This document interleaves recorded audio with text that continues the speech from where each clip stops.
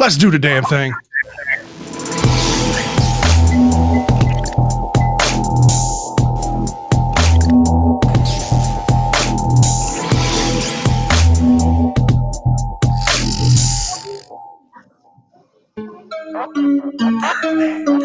Oh, you know what time it is. It's time to take it to the Birdland. It's about to go down. Hope y'all ready. Yeah, let's go. Come and roll with me to the Birdland. Friends got to giving you the word, man. Any other BS is absurd, man. Sports talking, they give it to you firsthand. They can talk Terps, they can talk yeah, they both lit. That's how it goes. Baltimore squad, Ravens and Poe. Better tune in, here on the show. Birdland, Birdland, Birdland. BS. Birdland, Birdland, Birdland. BS. Wouldn't be a show without some technical difficulties to start the show. Happy Thanksgiving, everybody. What is up, guys? Good Lord. What the hell is happening there? All kinds of technical I don't know. issues. If you guys are able to hear us like pre-show, we have no effing clue how. Everything was muted. No idea what the hell was going on. No idea. What's up, BSers? Fred and Scott in the studio tonight, riding solo. But we do have a special guest on the line with us. We got our buddy Drew on the line tonight. What's up, buddy? What's going on, Drew? Going on. Happy to be here. Yeah, man. Appreciate you taking the time to monitor the chat room. We're going to make sure that we kind of get everybody involved. This is going to be one of those vent sesh that we've had a couple times in the past where we're kind of letting you guys, it's Thanksgiving week, right? We're in the giving mood. We want to give you guys the floor. Fans, we want to give you the floor. Anything that you want to hear us talk about on this show, obviously we're still going to break down the Titans game. We're going to break down the Steelers game, all that stuff, and everything kind of happening in between. But anything you guys want to hear us talk about, make sure you get it in. Drew's going to kind of filter through some of those comments, and we're going to have fun with this. Before we get going, I have to put a disclaimer out there for last week. Drew, I am sorry. I gave you a whole bunch of crap about the White Sox. There it is. And the Black Sox, I should say, back in the day. And you were right, my friend. I was wrong. I will say, to my defense, Eat that crow. I will eat the crow. I will gladly eat the crow. Eat it. But I will. I can't make a crow with my hand, or I'd pull the like it just doesn't work. But I will say, to my defense, and Fred will attest this, there was a little bit of alcohol involved. There was a whole lot of bit of alcohol involved. And it got transferred over to a conference call afterwards. I went back and listened to last week's show, and about halfway through, Scott flipped the switch from sober Scott to drunk Scott. No like work up to it, no build up to it, just instantaneously slurring words. So it should have been the tall tale sign is when you started getting fired up about that. I should have known the alcohol had hit you pretty rough at that point. But, man, we got a lot to cover on this week's show. We got Derrick Henry and the Titans. I think he's already had one too many. Yeah, apparently. The mighty Titans. Shut up.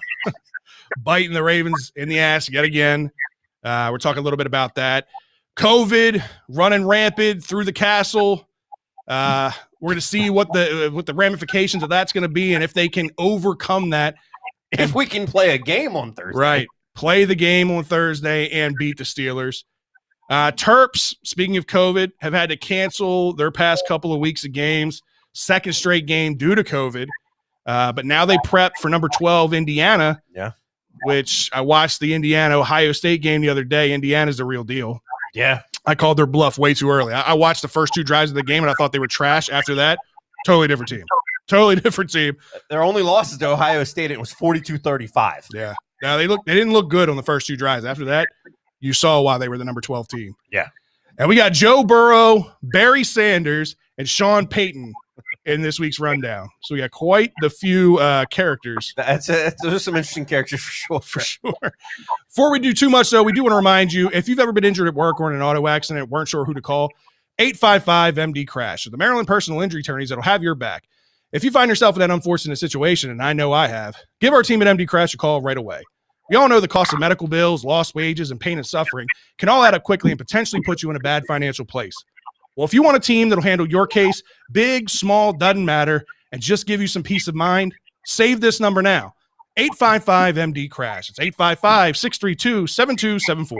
Be sure to follow them on Facebook for some fun giveaways, including gift cards to some local restaurants that hopefully you can still go to. All right, Scott, it's time for some flock talk. It is. And like I said, as we were kind of going along here in the intro, we're opening the floor to you. Drew's going to be monitoring the chat room. He's going to be pulling comments. We'll try to work as many as we possibly can in through the show. But listen, both you and I think a couple other of the guys of the show predicted that the Titans were going to win this game. We figured that Derrick Henry would have a Derrick Henry type game, especially with the defensive line having the losses of Calais Campbell and Brandon Williams. It was going to be a tall task for this Ravens defense. And in the first half, I was very optimistic because Derrick Henry had like 35 or 37 yards in the first half. Yeah. But then Derrick Henry became Derrick Henry in the second half. Yeah, I mean, I think he was held to the 45, and then he wound up having 88, I think, was in the second half. Yeah. So he had yet another 100-yard game for him. I said he was going to have a bigger game than that. I was proud of what they did up until basically the fourth quarter because it was really the fourth quarter. Let's be real about that. It wasn't the second half. It was the fourth quarter. Well, so you had Derrick Henry.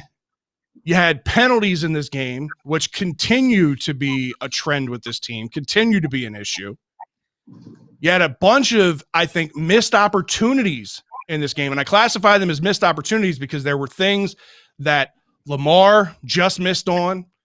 There were opportunities with Hollywood Brown. There were opportunities for Devin Duvernay. And there were opportunities for the refs to make the right calls in this game. So there were a lot of missed opportunities in this game that could have made this outcome very different. Yeah, I think let's start with one of the things that everybody was talking about, which was the refs. Yeah. Right. When it comes to the refs, I think I think yes, there were some missed opportunities. There were some calls that shouldn't have been called. Right. But that's where it comes down to. I think there needs to be a revisit of the opportunity to challenge penalties. I get that it's at the discretion of the umpire. Yeah. But when it's clear that it's not, let that judgment go to the head ref. Yeah. There was a roughing the passer call right at the end of the first half. We're going to talk a little bit about that later. That, it made the difference in the Titans ended up getting a field goal there at the end of the half, and a field goal difference in a game that goes to overtime makes the difference in a win or loss. Yeah. Right. We'll talk a little bit about that. We lost, which I said was a big key to this game last week. Time of possession. We said we had to get back to what we were good at last year: ground and pound the ball, control time of possession, efficient drives, being efficient with the football, scoring on every drive, whether that means touchdowns or field goals.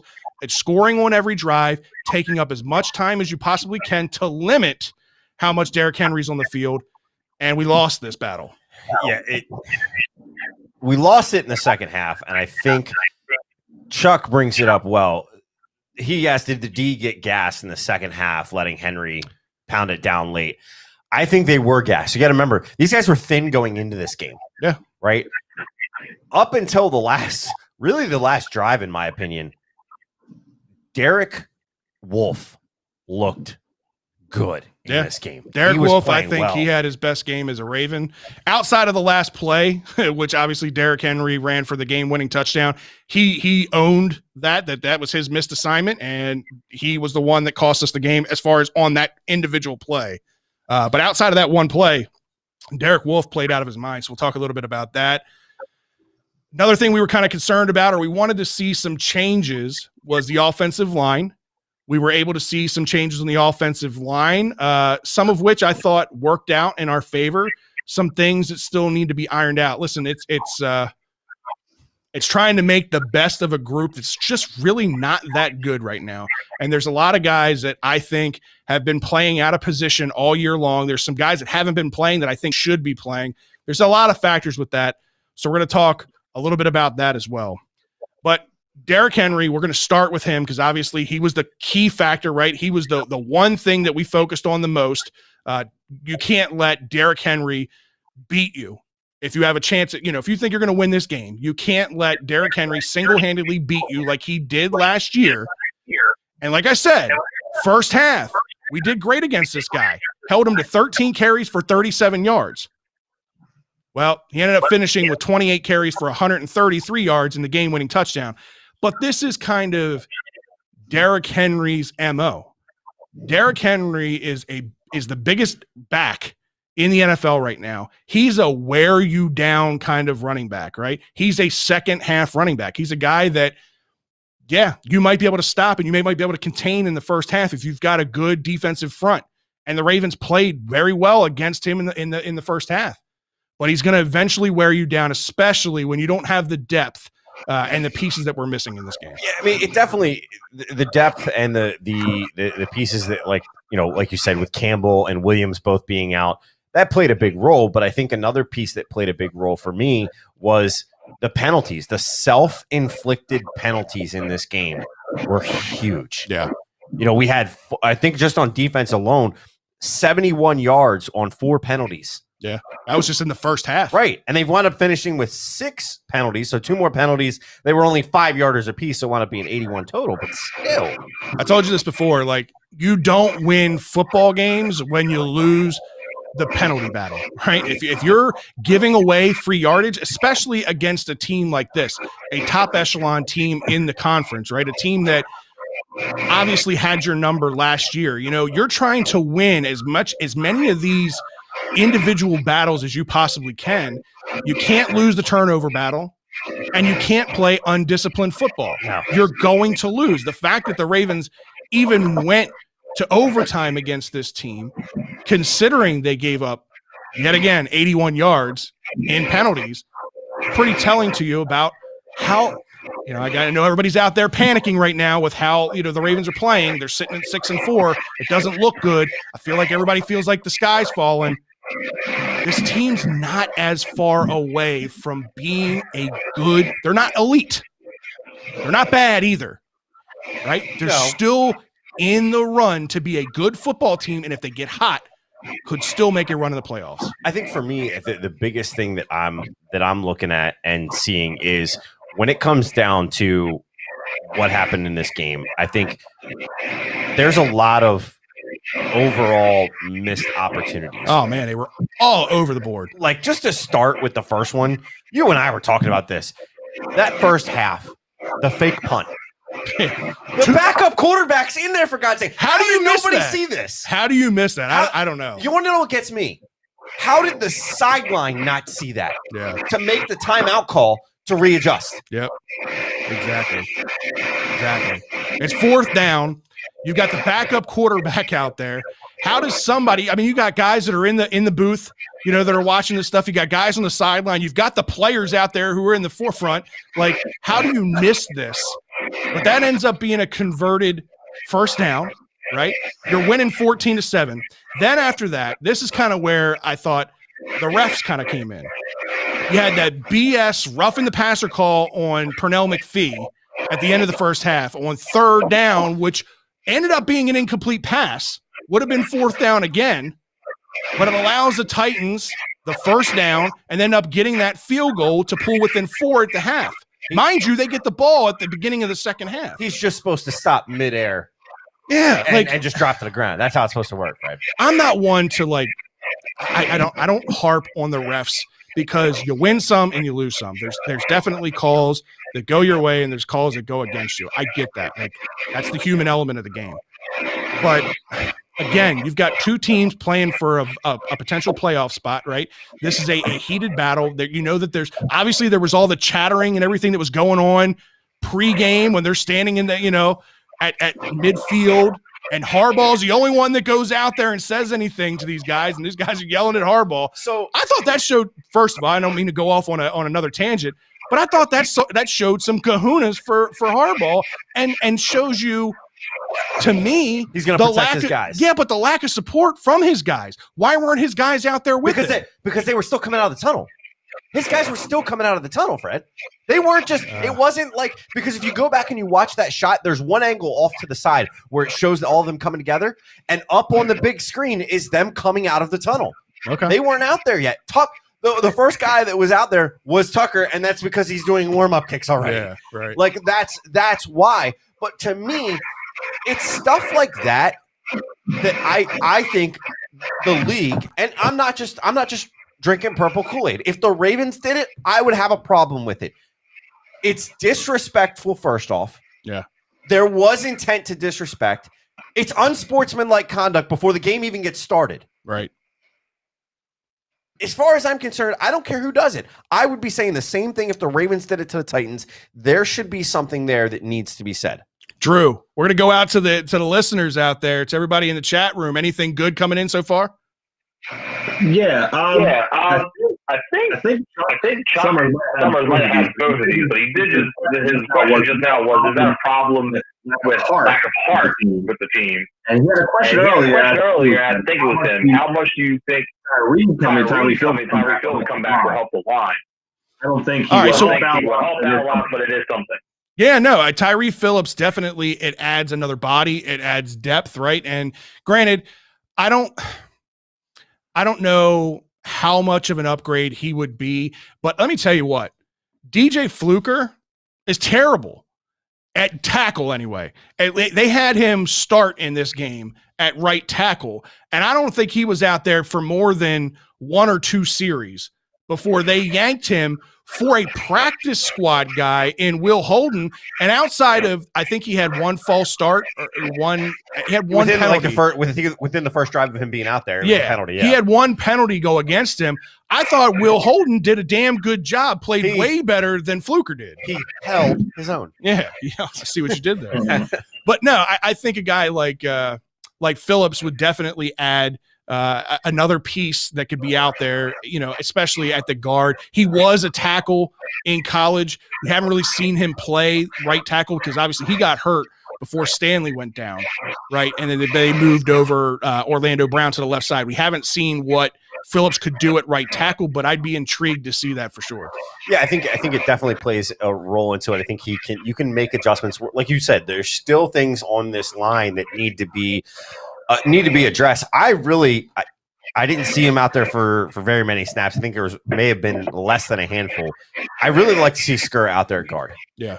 Because he does bring a level of blocking as well. And if you take his mind off having to snap the ball, maybe he's able to reset, get the confidence back, and then you start working him in practice and things, getting those snaps back down. Right.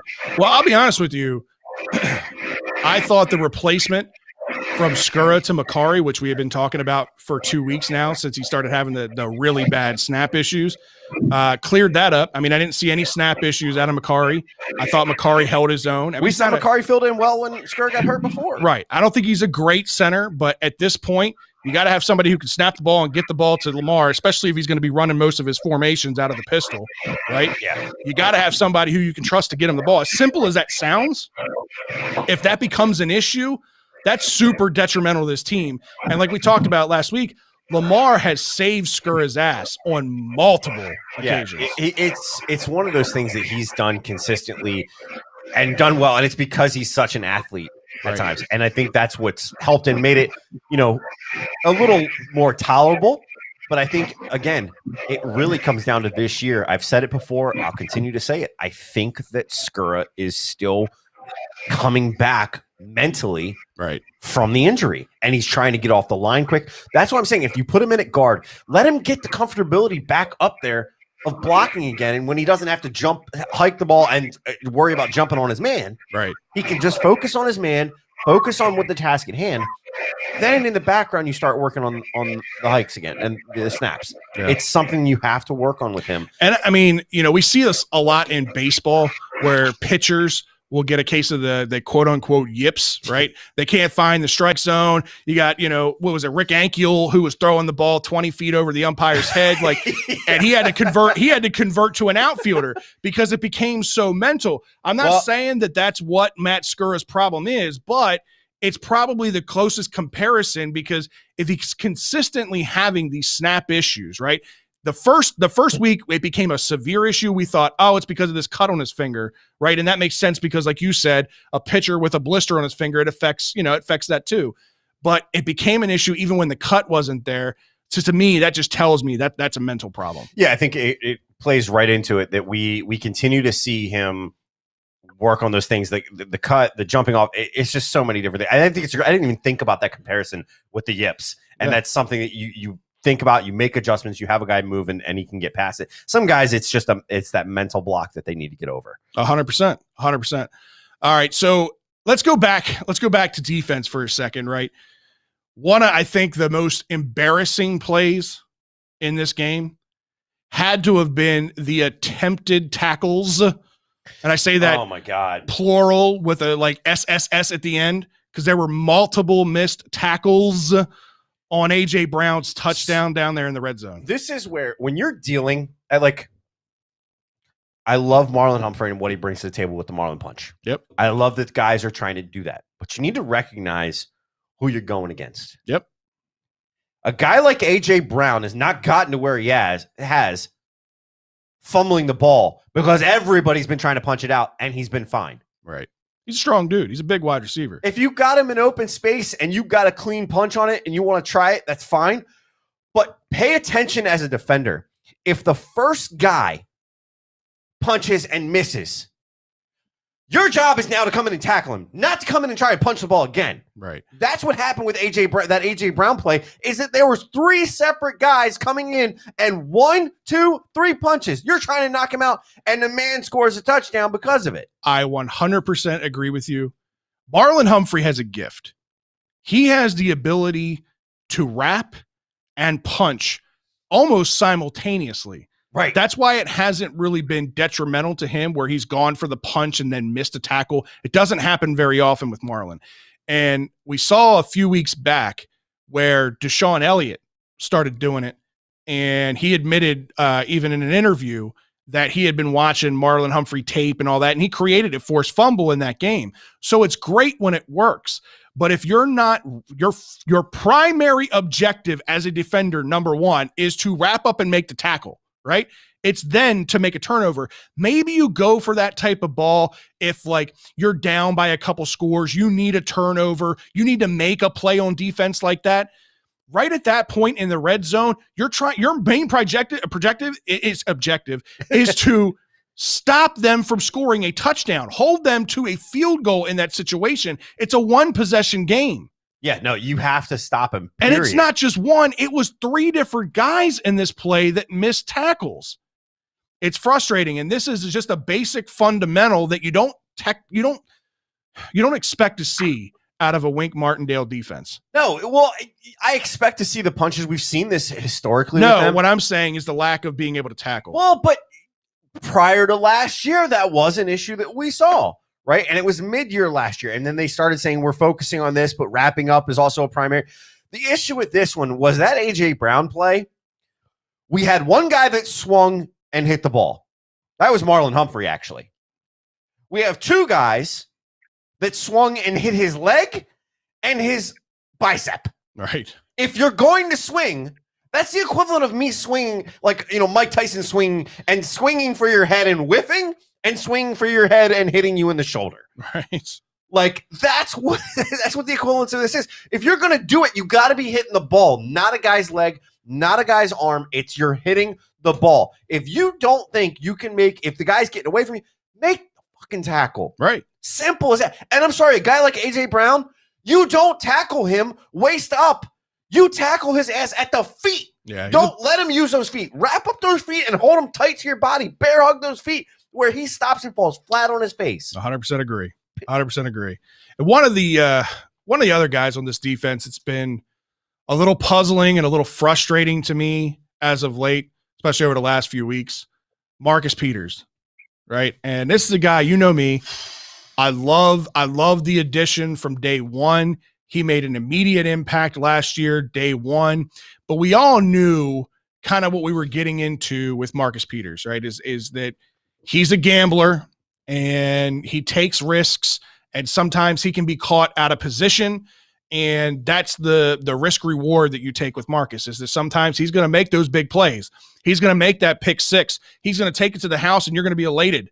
And then there's going to be other times where he's going to be out of position and he's not going to make a play and he's going to get burned.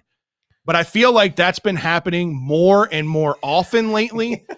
He almost, to me, and maybe it's just his mannerisms, maybe it's just his body language, but he just seems a little disinterested out there. He doesn't seem to have the same fire and the same passion. I know the Rams game is a hard comparison last year because obviously that was the team he got traded from, and his personality was showing. He wanted to show them like, you made the wrong choice, right? You made the wrong choice in making a trade. But I'll be honest, these last 3 or 4 games out of Marcus Peters, I haven't seen a top 20 corner that we thought we had. No, I mean, I said from the get-go, I think we're seeing it. He is not better than Marlon Humphrey. Period. Simple as that. He is not better than Marlon Humphrey. And I don't think anybody's ever claimed him to be better than Marlon. No, they did. Remember, he was the top tier. No, that was Pro Football Focus. I know. Bullshit. You can't pay attention to Pro Football Focus. But at the same time, there were people that were agreeing with it. And I'm sitting here going, no, he's too risk versus reward. He is, and I'll say it straight out. I think, yes, did we upgrade by getting Marcus Peters? In some ways, absolutely. From the Rams' perspective, Jalen Ramsey is head and shoulders above Marcus Peters. Yeah, because he's better in coverage. He's better at tackling. He's better at covering routes. There are so many things that's better. But my point with Marcus Peters is exactly what you were kind of alluding to. He is getting to the point. He is so far out of position. I'm not saying it's costing us games, but it's costing us chunk yardage. Yeah. And he's a liability when it comes to tackling. He's not a very good fundamental tackler as a corner. That's never been a strong suit of his. But we haven't seen the big plays in a while. And the only time I mention his name is in a negative light right now. And it's been like that now for the past 3 or 4 weeks. I'm not throwing in the towel on Marcus Peters. It's just something I noticed. It's just something that I'm a little frustrated with amongst multiple things. There's a lot of things with this team that I'm frustrated with. Drew, we got something? Yeah, I was going to say, you're saying exactly what I think it was Nick that I asked about. Like, it seems like whenever you're doing poorly, actually it was Robbie Rediford on YouTube. Okay. Whenever you're doing poorly, Peters is like, he looks disinterested. Yeah. And I'm seeing that too. I'm thinking the same thing. Because Jalen Ramsey's sort of like the same thing. Like, you remember back to the game, the Monday night game where we kicked their ass. Yep. Ramsey gave up on stuff. I think Peters is like that kind of same thing where, like, it already looks like no matter what I do, it's going to be bad. It seems like there's some poor attitude unless I'm just fall off at that. So Craig Zero brings up a point that I've kind of thought a lot about, especially with this team, right? Says, I feel they want to play with an audience and they have none because of the pandemic, and I feel it's boring for them. And I do think that there's a little bit of truth to that, right? And granted, it's across the board. It's with everybody, right? You got to, this is your job. This is your profession. This is what you get paid millions of dollars to do. Suck it up, buttercup. Get out there and play your best, right? That's what you're paid to do. But I do believe in just a certain vibe, a certain momentum that you get, a certain feel, a certain energy that you get from having a crowd there that's got your back, that gets pumped when you make plays and things like that. Now, granted, I know, their teammates are cheering for them and their teammates are jumping on the sideline and high-fiving and all that stuff when they make a big play. But I do think that there's truth to that, especially when you're talking about a young team. This doesn't start and end with Marcus Peters. This goes across the board when you're talking about Lamar and you're talking Hollywood and you're talking all these younger guys that are used to coming from these big college environments that have hundreds of thousands of people at these games, that the energy level is so high to nothing. I definitely think that plays a part. I Am Infinite says adrenaline rush, and that's exactly 100%. What Fred's saying. When these guys are out there, it's one of those things that when you're trying and you're frustrated, sometimes it takes that one spark. And it's not just a spark to the sideline, right? It's the spark from the fans, right? The excitement. Think about this, right? And this is the closest that you and I or any fans out here are ever going to get. Remember that feeling that we had when Delman Young hit that double? Oh, man. I still get chills watching that video every time it surfaces on Twitter. But that's my point, right? That's that sudden spike of just excitement, adrenaline out of everybody. There's a video of me from that day, because I was at the stadium during that Delman Young, and my buddy had a GoPro on. I was recording the whole thing. It's a great video. I legit at one point turned purple because I'm screaming my freaking head off. The adrenaline rush was so crazy. And that's as a fan. Right? To tell me that these players don't feed off of that, you're lying to yourself. Yeah. You know what I mean? It's one of those things that when you look at everything and you say, okay, this is what it takes to get to this level, right? Yeah. And that's what you're talking about is when these guys are in this environment and they come to this next level. Can you imagine? We've mentioned this, but I don't think we've talked about it with the adrenaline rush side of things. What it does for these rookies to not have that? Yep. Right. Some guys that are rookies are having great seasons. Some guys not so much. How much of it could be the little bit of a lack of adrenaline rush because there's no fans? Yeah. I mean, we don't know. We will never. There's no way to measure it, but I definitely think it's a measurable factor. There's definitely a factor in it. Yeah. But listen, on the defensive side, wasn't all bad. It wasn't all bad. Right. There were a couple of guys in this game that kind of stood out to me. And one that not only stood out in this game, but to me has kind of stood out all year long, flies under the radar. Nobody really talks about him much. Tyus Bowser. Right. He had a big interception in this game in the middle of a big drive for the Titans. He's quietly become one of the best outside linebackers on this team. And I think he, for me, makes it easier or makes it an easier pill to swallow knowing we're going to lose Judon next year because, in my opinion, I think Tyus Bowser is a more complete outside linebacker. He's not quite the pass rush threat that Judon is, but he's a more complete backer. He's better in coverage. He's worked on his game as far as setting the edge. He does really good with that. I just think a couple of years ago, I wasn't sure what to think about Tyus Bowser. He was a project. He's come leaps and bounds, because I remember when you and I first started getting together for this show, we went and we saw, and we're like, Tyus Bowser? What? Like, why is he even here right now? Because just even in practice, the play was that bad. He was out of coverage. He was, out of place all the time. It was a constant problem with him. He wasn't tracking in his man like he was supposed to, which was leaving guys wide open across the middle. Yeah. He's made leaps and bounds. And I think, personally, part of what that comes from is from what we've heard of the leadership of LJ Fort. Yeah. I mean, I think LJ Fort's probably a good influence on that entire linebacking core. This is such a young linebacking core with Patrick Queen and Malik Harrison, which, speaking of Malik Harrison, I think Malik Harrison is slowly starting to kind of find his comfort role and his role in this defense as well. Did you see that play where you got Henry? Oh, man, the screen pass to Henry, it was probably one of the most epic plays outside of Deshaun Elliott's hit.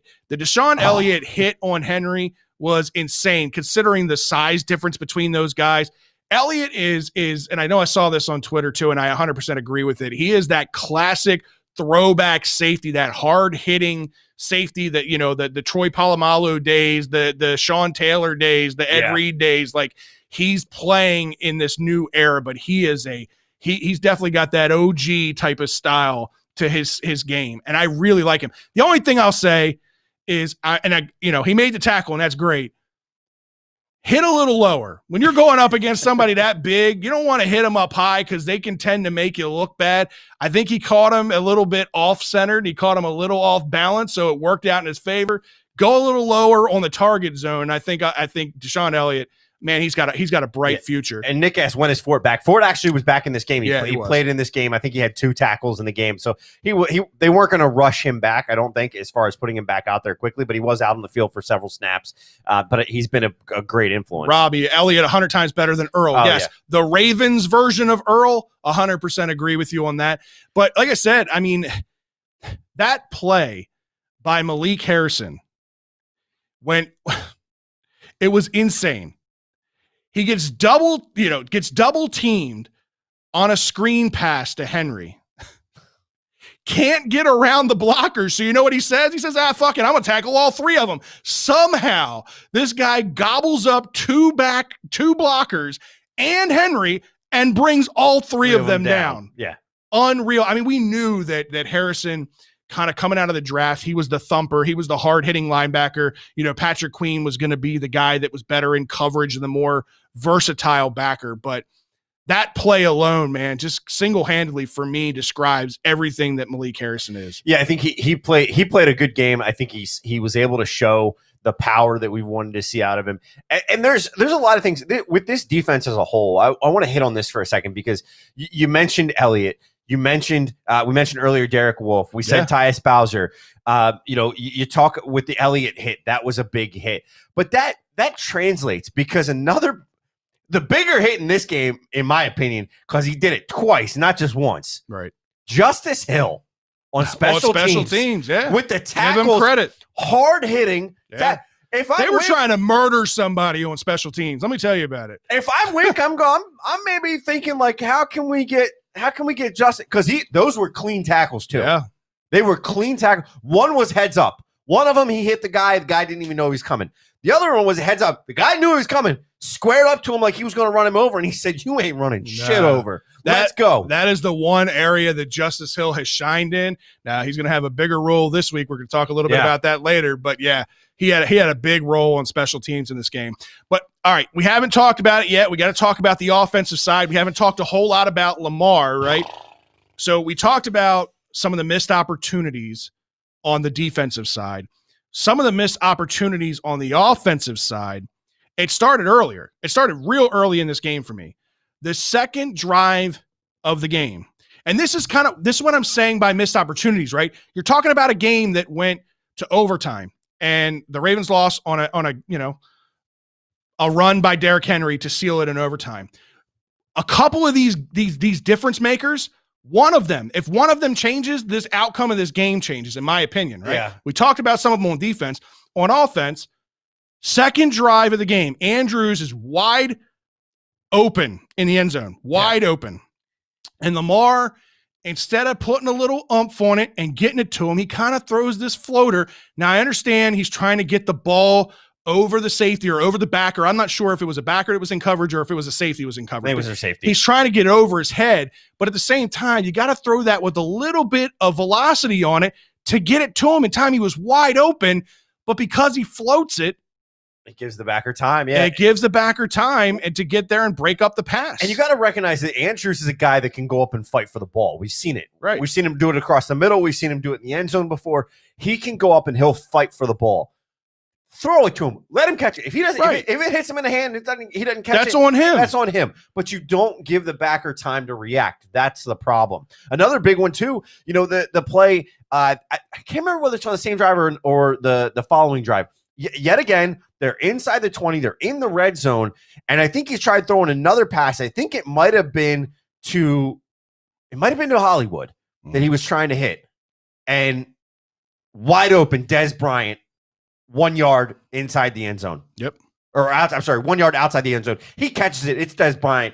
I don't care whether we think he's in shape or not. It's Dez Bryant. He's getting in the end zone. Yeah. He made some spectacular plays in this game. One of them we had in the opening image. All out, one-handed, brings it in on the sideline. Right. Makes a great play.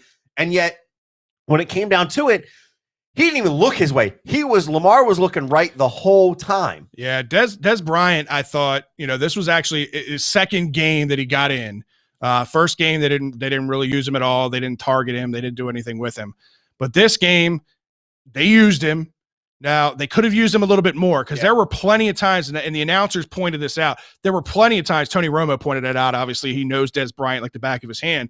Plenty of times where the DB's giving this guy a 10-yard cushion. You get the ball quick out to him, and he's going to make at least a 5 or 6 yard gain, and he's got the strength to potentially break it if all he's got to do is make one D-back miss, and he could take it the house or at least take it for a big gain. It took him a while for Lamar to look his way and get him the ball. But listen, in his first real action, he had 4 catches for 28 yards. Let me sum this up to you. Miles Boykin has had 1 game this year with 4 catches. 1 game. All right? We're 10 games into the season. He's had 1 game with 4 catches. Dez Bryant in his first real work with the offense. Now, granted, his snap count was still limited. He had 4 catches. 4 catches on 5 targets. That's the other thing. And he was averaging 7 yards a catch, right? Yeah. And they were big-time moments, big-time situations. He was able to get it. And that's where I think Lamar needs somebody like that. He needs somebody that he can put some trust in and be able to say, this is what we want. Drew, you got any comments out there, man? Yeah, I got a couple. Yeah. Nick was a good one. Nick Shore, there was a bad spot, and then he had the 4th and 1 with the procedure penalty where we snap before anybody was ready. And then if that was ready to ask that, if that was ready, I know the whistle is kind of maybe it's a little bit off, but even without the whistle, like I think they were gassed and they had it. If it was just 1 extra second and everyone was ready, I think they would have scored. It's too late to know you got the penalty and that screwed everything up. Yep. I am Infinite on YouTube. Yeah. Had a good comment. The RPO has to go or you have to alter it. And Craig Zero had a good one. Roman just does not know how to adjust on the fly. So let's get into that. We're going to open Pandora's box at this point because I think when you look at everything that has happened over the past few weeks, you get some people that are pointing their finger at Lamar. You get some people that are pointing their finger at Greg Roman. And I want to take you back for a second. This was on Reddit 7 years ago. Where was Greg Roman 7 years ago? Do you remember? San Francisco. Who was his quarterback? Colin Kaepernick. Okay. It's his second year. Remember we said Colin everybody figured him out? Yep. I think this proves the point that this is Greg Roman in the scheming of this offense and proves what you were saying last week, that he is a run-first coordinator and really a run coordinator in general. Yeah. They tweeted this, or read it 7 years ago. Fire Greg Roman. Gore at halftime had 12 carries on 61 yards. Gore after halftime, 4 carries, 21 yards. Greg Roman, best in the league at shutting down the run. Yeah. I don't know. I don't know what it is. I don't know if he tries to get too cute. I honestly really don't. I don't understand the adjustments, the lack of concepts. Like, it's just, it's bad. It's bad at times. I am infinite. Tyrod Taylor and the Bills too. It happened there too. That's a good point. Yeah, right. I mean, this is just kind of the MO for Greg Roman. And, I know we all got spoiled last year with what Lamar and this offense was able to do, right? It took not only us, but it took the NFL by storm. Nobody really knew how to defend it, right? And we all were, oh, well, once the NFL figures out how to defend it, they're going to shut it down. And we thought, no, Lamar's a different type of athlete. And, this offense different than what they were doing in San Francisco. You can't compare Lamar to Colin Kaepernick and whatnot. When you restrict Lamar and his abilities and you limit what he can do to these simple, basic route combinations that these wide receivers are running, the lack of creativity, as far as in the pass game goes, the NFL is going to figure it out. There's just, these people are paid millions of dollars to be the best at coordinating defenses. Like, there's going to be tape and there's going to be teams that are going to figure this out. There's definitely going to be teams that are going to be able to figure this out. One thing I will say, right, is I think Lamar has progressed himself. And here's what I mean by that. I don't think the progression of Lamar that we've seen has come from Greg Roman in this offense. I think it's come from Lamar himself. And you want to know how I think I've seen progression in Lamar? Some people are probably going to say, well, progression in Lamar with throwing game. One difference this year, when Lamar's scrambling, what is he doing as he's running to the line of scrimmage? Looking downfield. Constantly. But it's almost getting to the point that it's his detriment because he's not seeing that open running lane that he was focused on last year. Yeah. Because it's in his head of, everybody's on the pass, I got to do it. And I got to force these balls into this scheming that's not creative. If you don't watch some of the NFL Network, ESPN, and some of the breakdowns that some of these guys are doing, when Lamar said it's predictable, if the Ravens line up in a certain scheme, it's pretty much one of two plays. If you're lining up in schemes, there needs to be 4, 5, 6 different plays that you can run out of that same formation. Yeah, I agree with that. But we're seeing 1 or 2. Yep. And that's a problem. That's where it's Greg Roman. That's where it's scheming. I know that people are going to disagree with me, and that's fine. But I have seen progression out of Lamar. The fact, if you would have told me last year that Lamar's going to be running to the line of scrimmage, still scanning downfield for an open receiver, I said bullshit. He's running and he's finding that open lane and he's pounding it. The problem is because he's doing that, he's missing some of those open lanes. How many times have you seen him hesitate at the line of scrimmage? Because I know. He's looking downfield and he's missing that open lane. The problem, the thing with Lamar is there's a multitude of reasons why he's not having the same success. Obviously, Greg Roman and the basic route concepts with these wide receivers is one. That's one. 2, they never went out and got him a true number 1 receiver, right? I know that there was talks about Hopkins and they were trying to work that deal out with the Texans and that didn't work. They were trying to get Adam Thielen in the Vikings trade when they got Yannick and that didn't work out. They didn't get him a number 1 receiver, which I think would not only benefit Lamar, but it would benefit Hollywood and some of these other receivers because it takes the stress off of them. That's one. A significant downgrade on offensive line. You lose your Hall of Famer in Marshall Yanda, right? You lose, Ronnie Stanley now. You just got a lot of question marks on the offensive line. Yeah. Lamar has lost his confidence. And I was saying this earlier to another guy. Lamar's MVP season last year started off with an absolute bang. Started out in Miami. He had a huge game. He threw for like 4 or 5 touchdowns in that game. Him and Hollywood had an immediate connection, right? And you could see just in that first game, the level of confidence that he built, and that confidence carried him through the rest of the year. This year, he looks like a guy who's just not confident. He doesn't have the confidence in his offensive line. He'll talk a good game, as he should as a quarterback. He's not going to throw us under offensive line or the bus or anything like that in the media and all that. but you can visibly see it in him. You can see it in his body language. You can see it how fast he gets out of the pocket and goes, looking to move and get away from pressure because he has to, but partly sometimes just because he's uncomfortable, right? So it's a lot of things. I do agree that Greg Roman is a factor in that, and his simple route concepts with these wide receivers, the NFL and the other defenses have caught up to it. There needs to be adjustments. There needs to be more creativity, but I really just don't think that that's coming from Greg Roman. We're going to kind of have to deal with this offensive system that we have. So I want to ask you a question because this play, I think, has been up for debate. The interception that was thrown, right, down to Duvernay. Yeah. Right? It was one-on-one coverage downfield. Yep. Is that interception on Lamar or is that interception on Duvernay? There were problems on both sides. So to me, it wasn't he wasn't throwing Duvernay open, and he wasn't throwing him where he would have hit him in stride. He was throwing kind of a jump ball, which Duvernay took a poor angle on, didn't get in his body in position. So that's where Duvernay, I think, it falls on him. But the throw wasn't very good. So it's hard to say that throw was all on Duvernay or that throw was all on Lamar. It was a combination of it wasn't a great throw and it wasn't a great reaction by Duvernay. That's where my piece is. I agree with you. The ball wasn't perfect, but at the same time, Duvernay made a rookie mistake on a hesitation. Yeah, he stopped running. He stopped running. If he's running full speed, he had his man beat.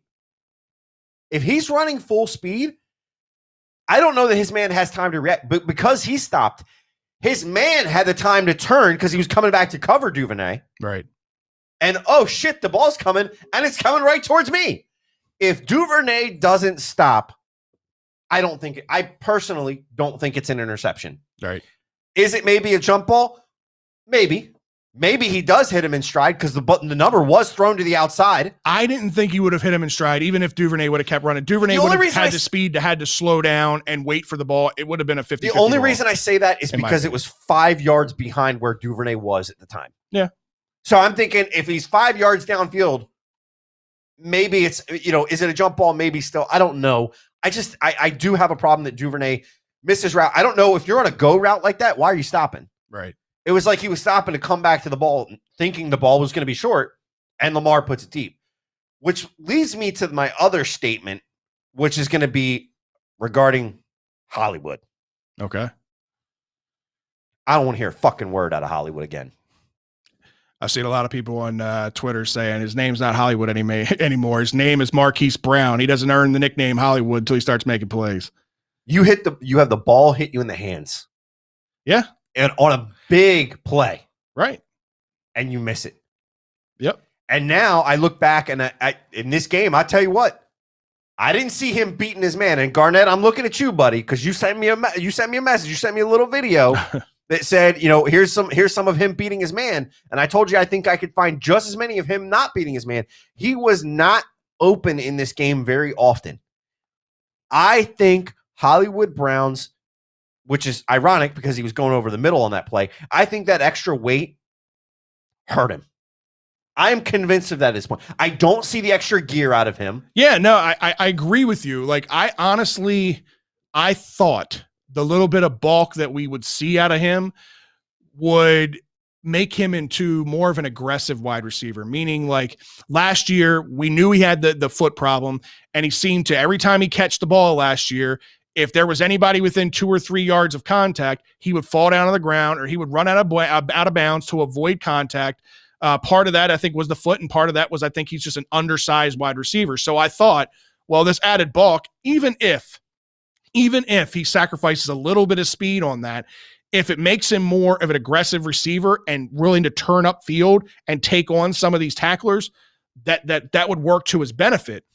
And he's having the screw taken out of his foot, which should offset the loss in speed, right? He should gain speed from that because now he doesn't have screws in his feet. So I thought all of this was going to add up to Marquise having this 1,200-yard receiving year, or 1,100-yard receiving year. I had big expectations for him, and then it just doesn't happen. He starts to bark on social media and, say shit he shouldn't say on social media and that kind of stuff, and then deletes it.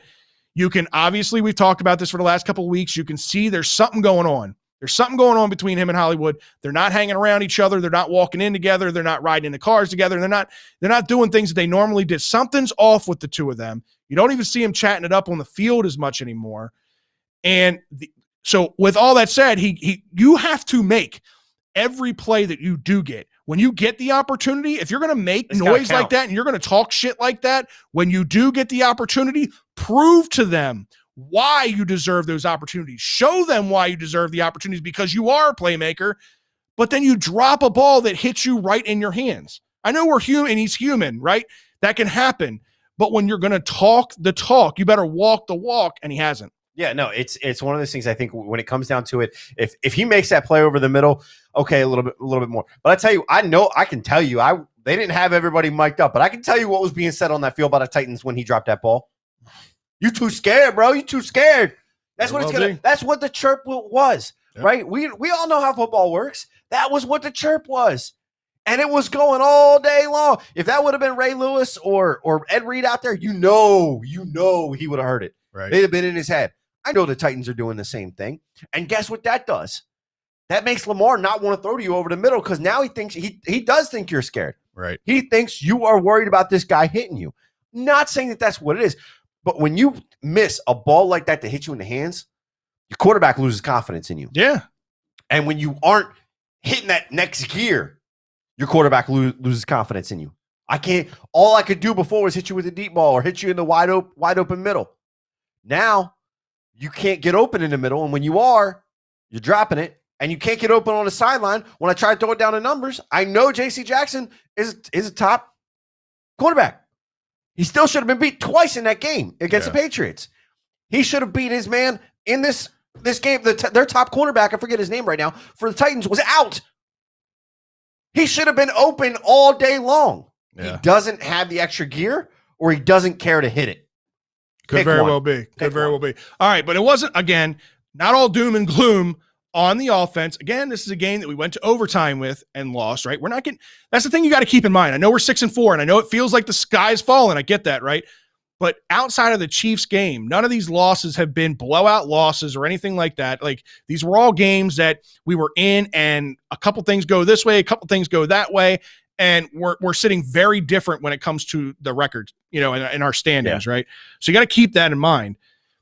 J.K. Dobbins in this game proved even more as to why everything that we've been saying, Drew's been saying, everybody, feed this guy the ball. 15 carries for 70 yards, 4.7 yards of average. At this point, if he's not your bell cow running back, what are you doing? Drew, what are they doing? What are they doing here? I don't even know what to say anymore. I can't say it anymore. Obviously, you've seen that when he's gotten the bulk of the carries, he's the one that brings the sizzle and the steak. Yeah. I mean, it's a different way. Like, it's like you're not just going with the middle, you're hitting the outside, you're going the off tackle. And then, like, him and Gus, it's like I see more than Ingram. And granted, I know Ingram's injury. But at least with him and Gus, when they get the ball and that hole's there, you're just gone. Right. I mean, the hole collapses, that's on the line at that point. But for the most part, and more so, to Dobbins, but it's like, it feels like when they get the ball and there's a hole, they just go. And you don't make it far, that's the defense making a play, not you just not seeing a hole. Right. And not taking advantage of it. Right. Yeah. I mean, I've said this multiple times. J.K. Dobbins, when he's on the field outside of Lamar, he's the best playmaker on this offense. And there's no reason that he shouldn't be worked into the mix more. I don't understand why they kind of abandoned him later on in this game. And they, again, especially in a close game like this. And obviously he's holding his own, right? Yeah. Feed him the ball more. Feed him. There's no reason that this guy shouldn't have had 25, 30 carries in this game when he's toting the rock the way he was. Well, we've talked about this. We talked about it last week. We talked about it again this week. And I'm starting to get to the point. I'm just getting sick of talking about it because we're not going with the hot hand. Right. We didn't go with the hot hand last week when it was Gus Edwards. This week we come in and we're still giving still giving Mark Andrews carries. I get it. He's a locker room guy. Mark Ingram. Or Mark Ingram, sorry. Mark Andrews is what I'm thinking about talking about next. But Mark Ingram, you're still giving him carries and he's not getting the yardage. Why is he still getting the ball? Let him be the locker room guy. Let him be there. Right. Because you have guys that are doing well, that are getting the ball downfield. Gus has been doing amazing when he's getting the ball. JK's been able to find the holes up the middle, where normally I'm used to seeing him run to the outside. He's finding some of these holes up the middle, getting 7-8 yards on a run, right? Which I'm excited to see. I'm happy to see. But another guy I mentioned just a minute ago was Mark Andrews. Yeah.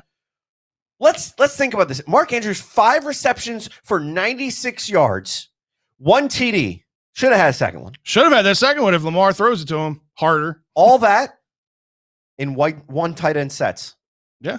I mean, imagine what he can do with the 2 tight end set or the 3 tight end set that we had last year. Yeah.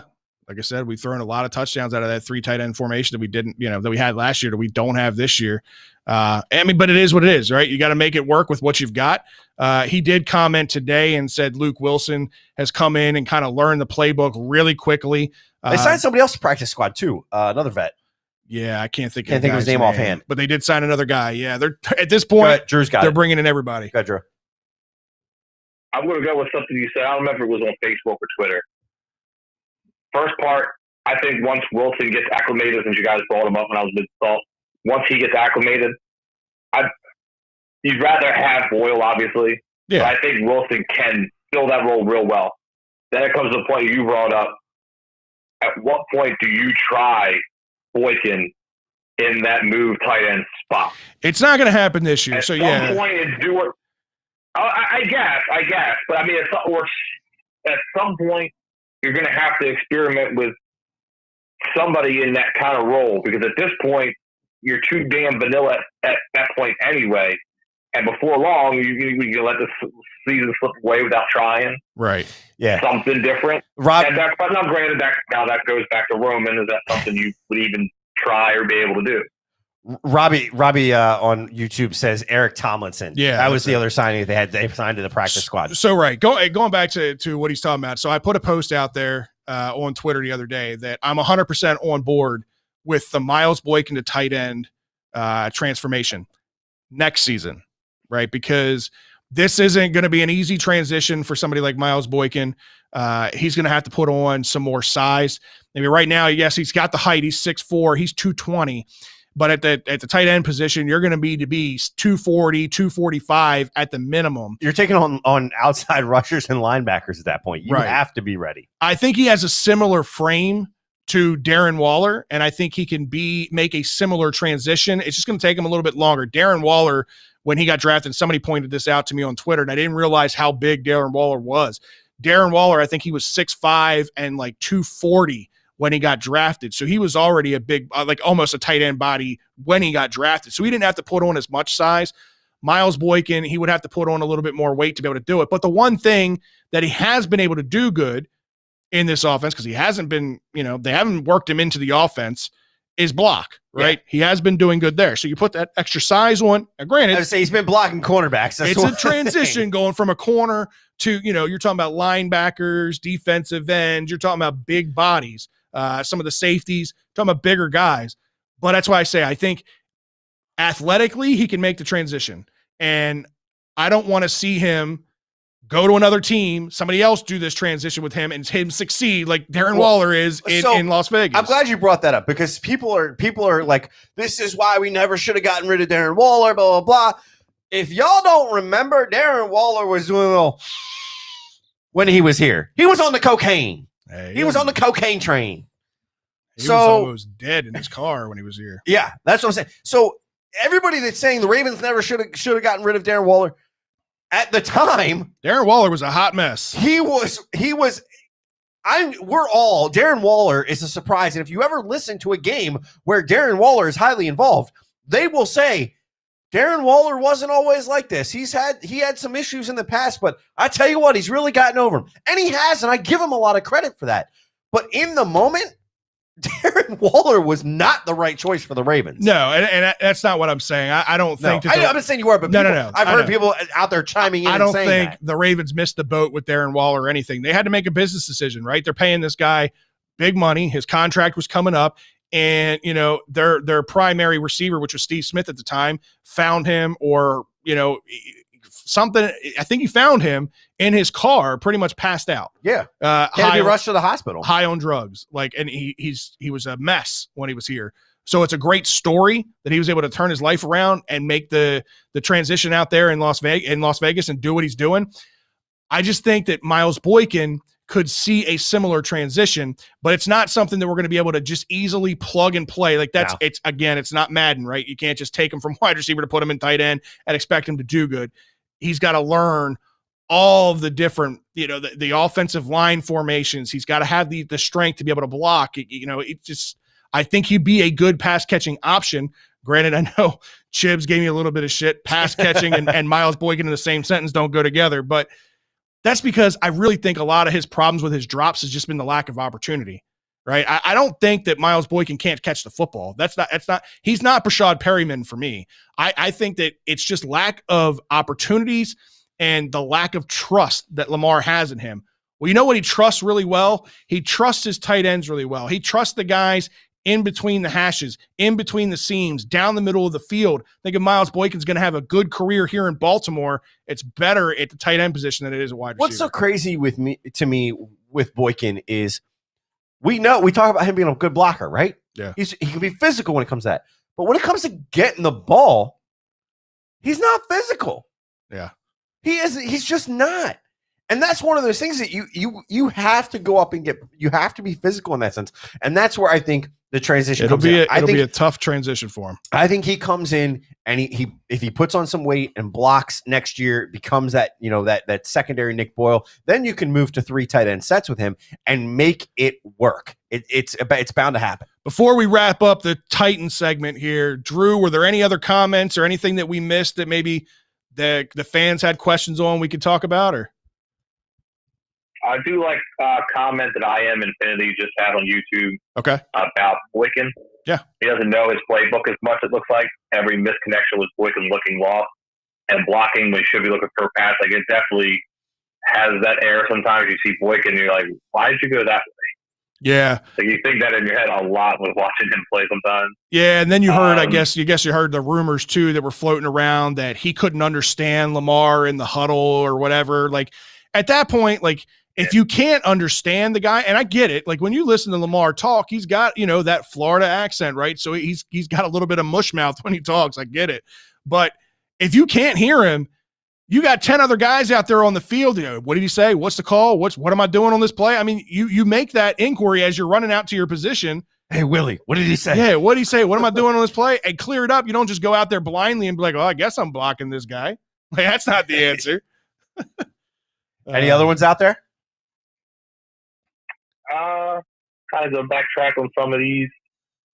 I kind of still, you got a lot of people, Rob, Craig, Deshaun, I Am Infinity, that agreed that Duvernay would be at least not share the blame, but like take more of the blame, or just outright not all his fault. Yeah. My opinion of it is it could have been a better throw, but it wasn't a terrible throw. Right. You stop, and then you like you see, look out, all shit, there's the ball. Well, you can't have that as wide receivers. 100%. And at some point, then you're just not going to get the ball. I think it's one instance, him and Duvernay could hook up for nice awesome plays this weekend. It looked like nothing. Yeah, and I've seen a lot of promise out of Duvernay. I'm not going to harp too much on him. He's hooked up with Duvernay, and Duvernay, that was one of the ones that he said was like, if you remember, like, I think it was 3rd week of the season, they're like, is Duvernay a secret? And he's like, well, not anymore. Like, we used him this week, so he's not a secret anymore. Kid's good. Anything else? I'm actually going to steal a tweet from Ken Wyman I saw today. Yeah. You realize that no wide receiver for the Ravens has drawn an offensive pass interference. Defensive pass interference. I saw that. But yet, like the first fucking pass play for the Titans down the field, 30 yards. Oh, here's a flag. Yeah. I think that's interesting. I didn't really realize that. But if that's true, that's like, I'm not saying you have to gripe or use it as a blame, because I've never been a Raven fan that like wants to blame the refs for shit. I'm not. Right. how do you not get a couple in this day and age? Right. And, going back that to was like Torrey Smith's game. you just took the words right out of my mouth. I was going to say, going back to the Flacco and Torrey Smith era, man, like that happened at least once a game. That was kind of like, hey, we need a big play here. We're going to try to draw an offensive or a defensive pass interference here. Just run deep. I'm going to throw the ball close. He's going to tug on you a little bit. We'll get a 40 or 50-yard gain. Like that happened at least once a game, and that's been missing, obviously. I mean, I'm not one to say, like, I'm not a conspiracy theorist or one to say, oh, well, the refs are out to get the Ravens or anything like that. Like I said, you win some, you lose some. I just think it comes down to the Ravens haven't taken a whole lot of deep shots, and they haven't had a lot of opportunity for pass interference calls. And there's also, when there's some inconsistency across the board in the NFL. Some of these, that game last night with the Rams, I don't know how many times I saw Jalen Ramsey get called for it, and Jalen is turning around on some of them going, where the hell is the flag? He looks at the flag, and he's like, thank you. And then they call it on him, and he's like, what the hell? And you go back and you look at it, you're going, Jalen's got a point. That's offensive pass interference there. So, yeah, to have the inconsistency that we've had, I think that definitely plays a role. That's interesting. I'd be curious to look deeper into that tweet. So, all right, well, let's move on to this week's game. If there is a game Thursday night, we'll see, because there's a lot of question marks around this game right now. Thursday night, it's Steelers week, right? We got the game going up in Pittsburgh. Gets the undefeated Steelers 10-0. Yeah. Like we talk about, though, every year, every time we play the Steelers, records go out the window. None of that shit matters. This is going to come down to be a one-possession game like it does all the time, every year. But there are some extra factors that have to get weighed into this game. Unfortunately, COVID has hit the Ravens pretty hard. Yeah, and I'm starting to wonder with how many and who it was. Is there a potential that this was either gotten from the Titans? We know the Titans had an issue already this year early on with lack of testing and inappropriate use of testing. They never actually find them. Right. But it was coming out. So now you have Ravens that show up as being positive. Now, here's the only thing that plays into the Titans' favor. There are some experts that say the positive exposure area or window is after 3 to 7 days from exposure. Right. So it's possible that Friday night, Mark Ingram was, got carry out or something. They brought him the food. He got it from the carry out guy. I don't know. Right. But he gets it. He passes it over to JK. Right. Now on the field, now they're on the field. They could have wound up passing it to some of the Titans players, or it could have been a Titans player that passed it over. So that's the thing that the Ravens have to worry about right now. Since Sunday, there's been a reported 10 COVID positive tests within the Ravens organization. It's a mix of players and staff, but they've had positive tests now 3 days in a row, 3 days consecutively. Yeah. Mark Ingram and J.K. Dobbins both tested positive. That worries me. And Drew and I, Drew, you can chime in here too. I know we were talking about this earlier. If you've got two running backs, Mark Ingram and J.K. Dobbins, right? This is something that Ryan and I talked about prior to the season starting. The potential of a loss of an entire position group, right? These guys are in meetings together. They're constantly around each other, not just on the field, but I'm talking at practice and in meetings, right? If you've got two of your starting running backs and Mark Ingram and J.K. Dobbins out, the likelihood that Gus Edwards and Justice Hill were in close proximity and potentially at risk of catching it are pretty high. Yeah, tomorrow's going to be real interesting. Yeah. Because I can understand the NFL at this point because, you can't really complain too much because it's your team now, because the Niners and the Packers had kind of similar situations. Maybe it's not getting to the level we are. Right. I guess, we'll see what happens with us. But it's so weird in my head right now. It's I don't see two running backs having it and not the other one. Right.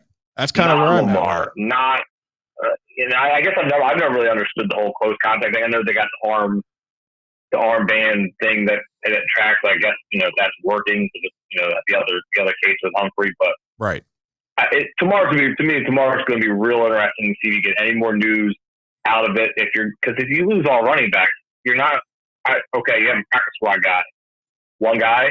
I mean, you slurred your word early, not slurred, but messed up your word with you said Mark Andrews instead of Mark Ingram. Maybe Mark Andrews is going to have to learn how to carry the damn ball. I know, and that's kind of. I mean, I get the Thanksgiving thing and the Thursday game. Hey, you're not the only team this has ever happened to, but it's like, how could you lose?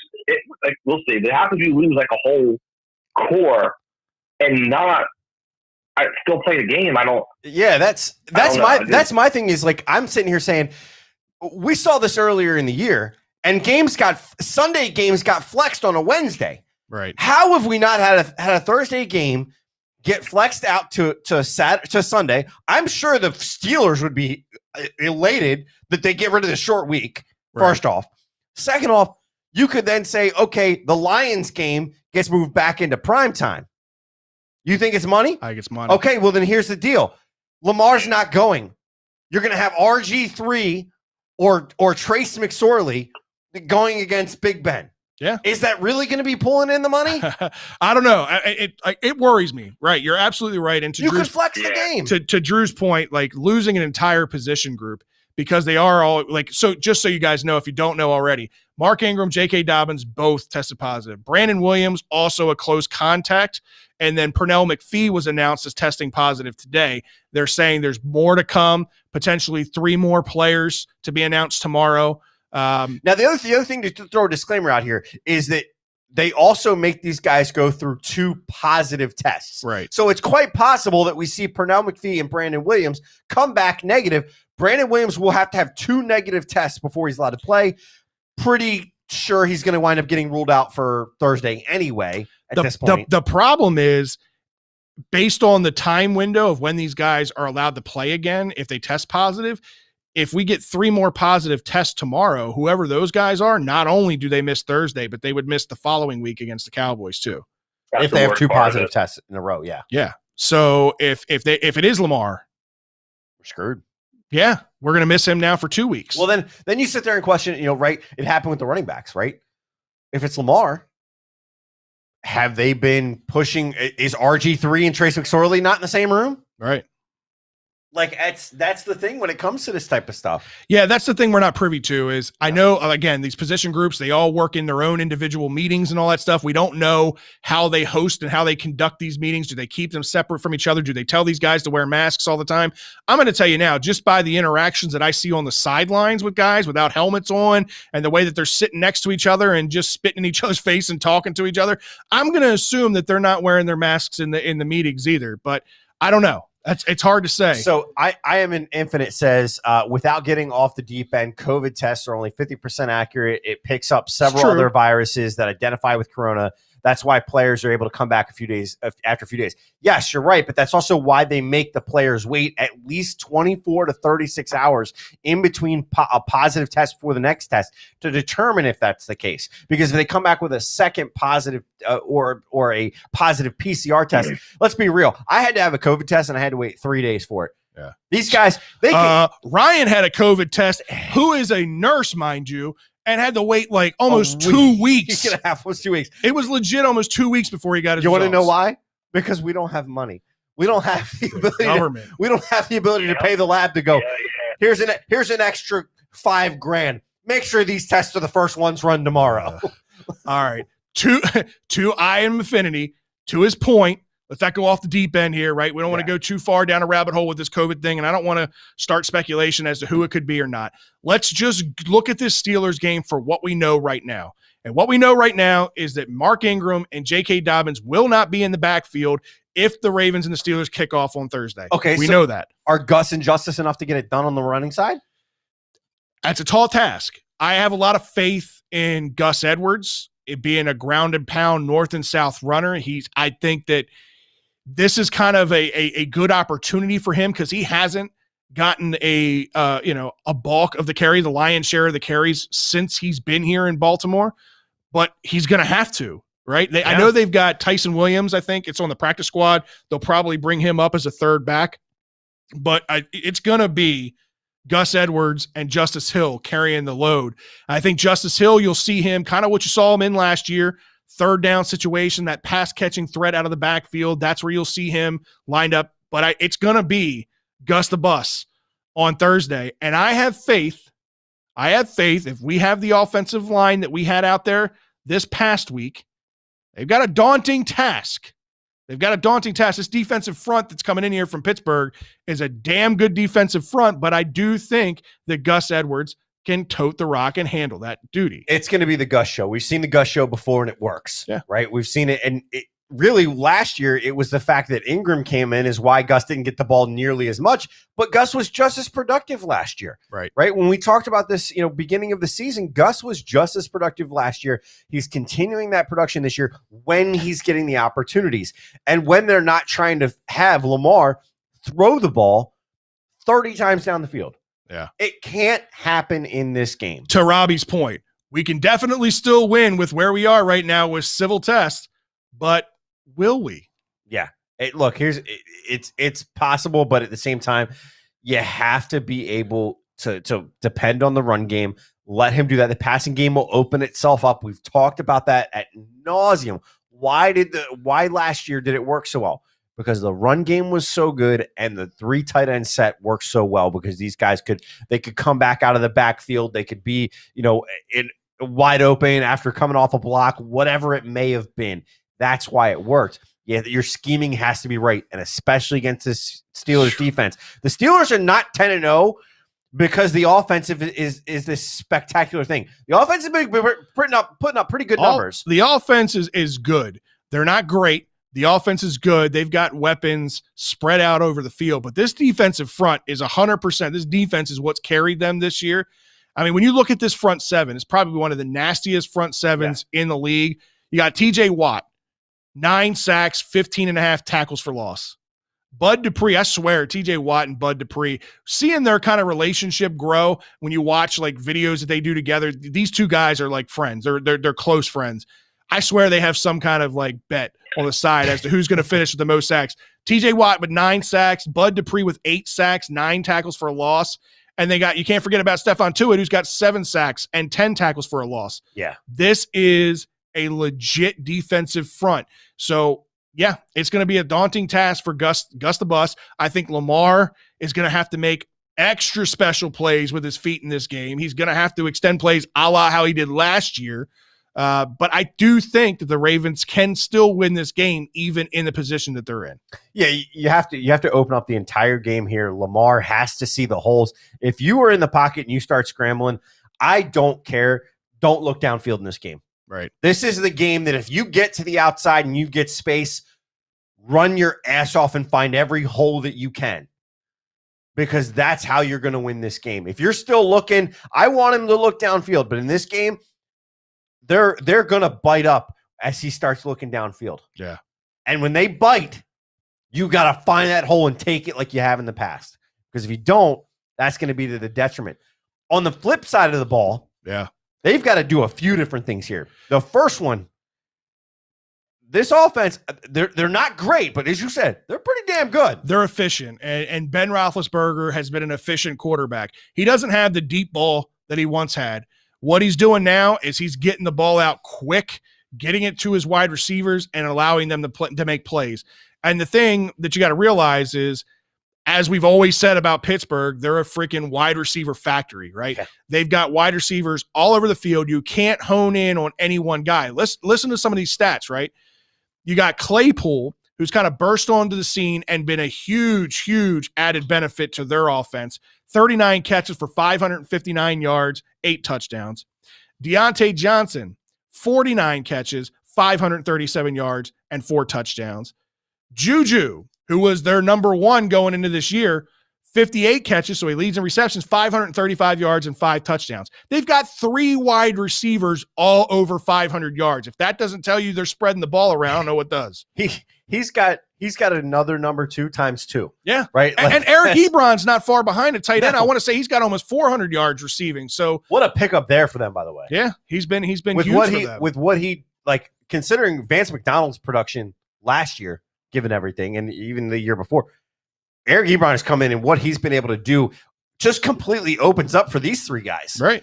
Because he's getting open over the middle, which then your safety starts biting up, especially if you're playing zone, which opens up a man-to-man on the outside deep. And we've seen him hit Claypool in that deep route many a times. And Claypool's a guy, he's beaten some top-tier guys. And I just hope, I know it's going to be the case.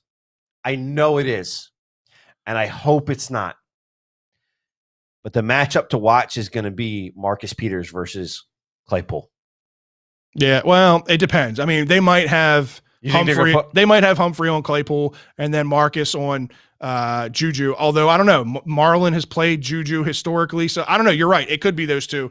I think what they need to do is, because, like I said, Ben Roethlisberger, when you look at his statistics, right, 67% completion percentage, 2,534 yards, 24 touchdowns and 5 interceptions. Those stats sound great, and they are. They're good stats.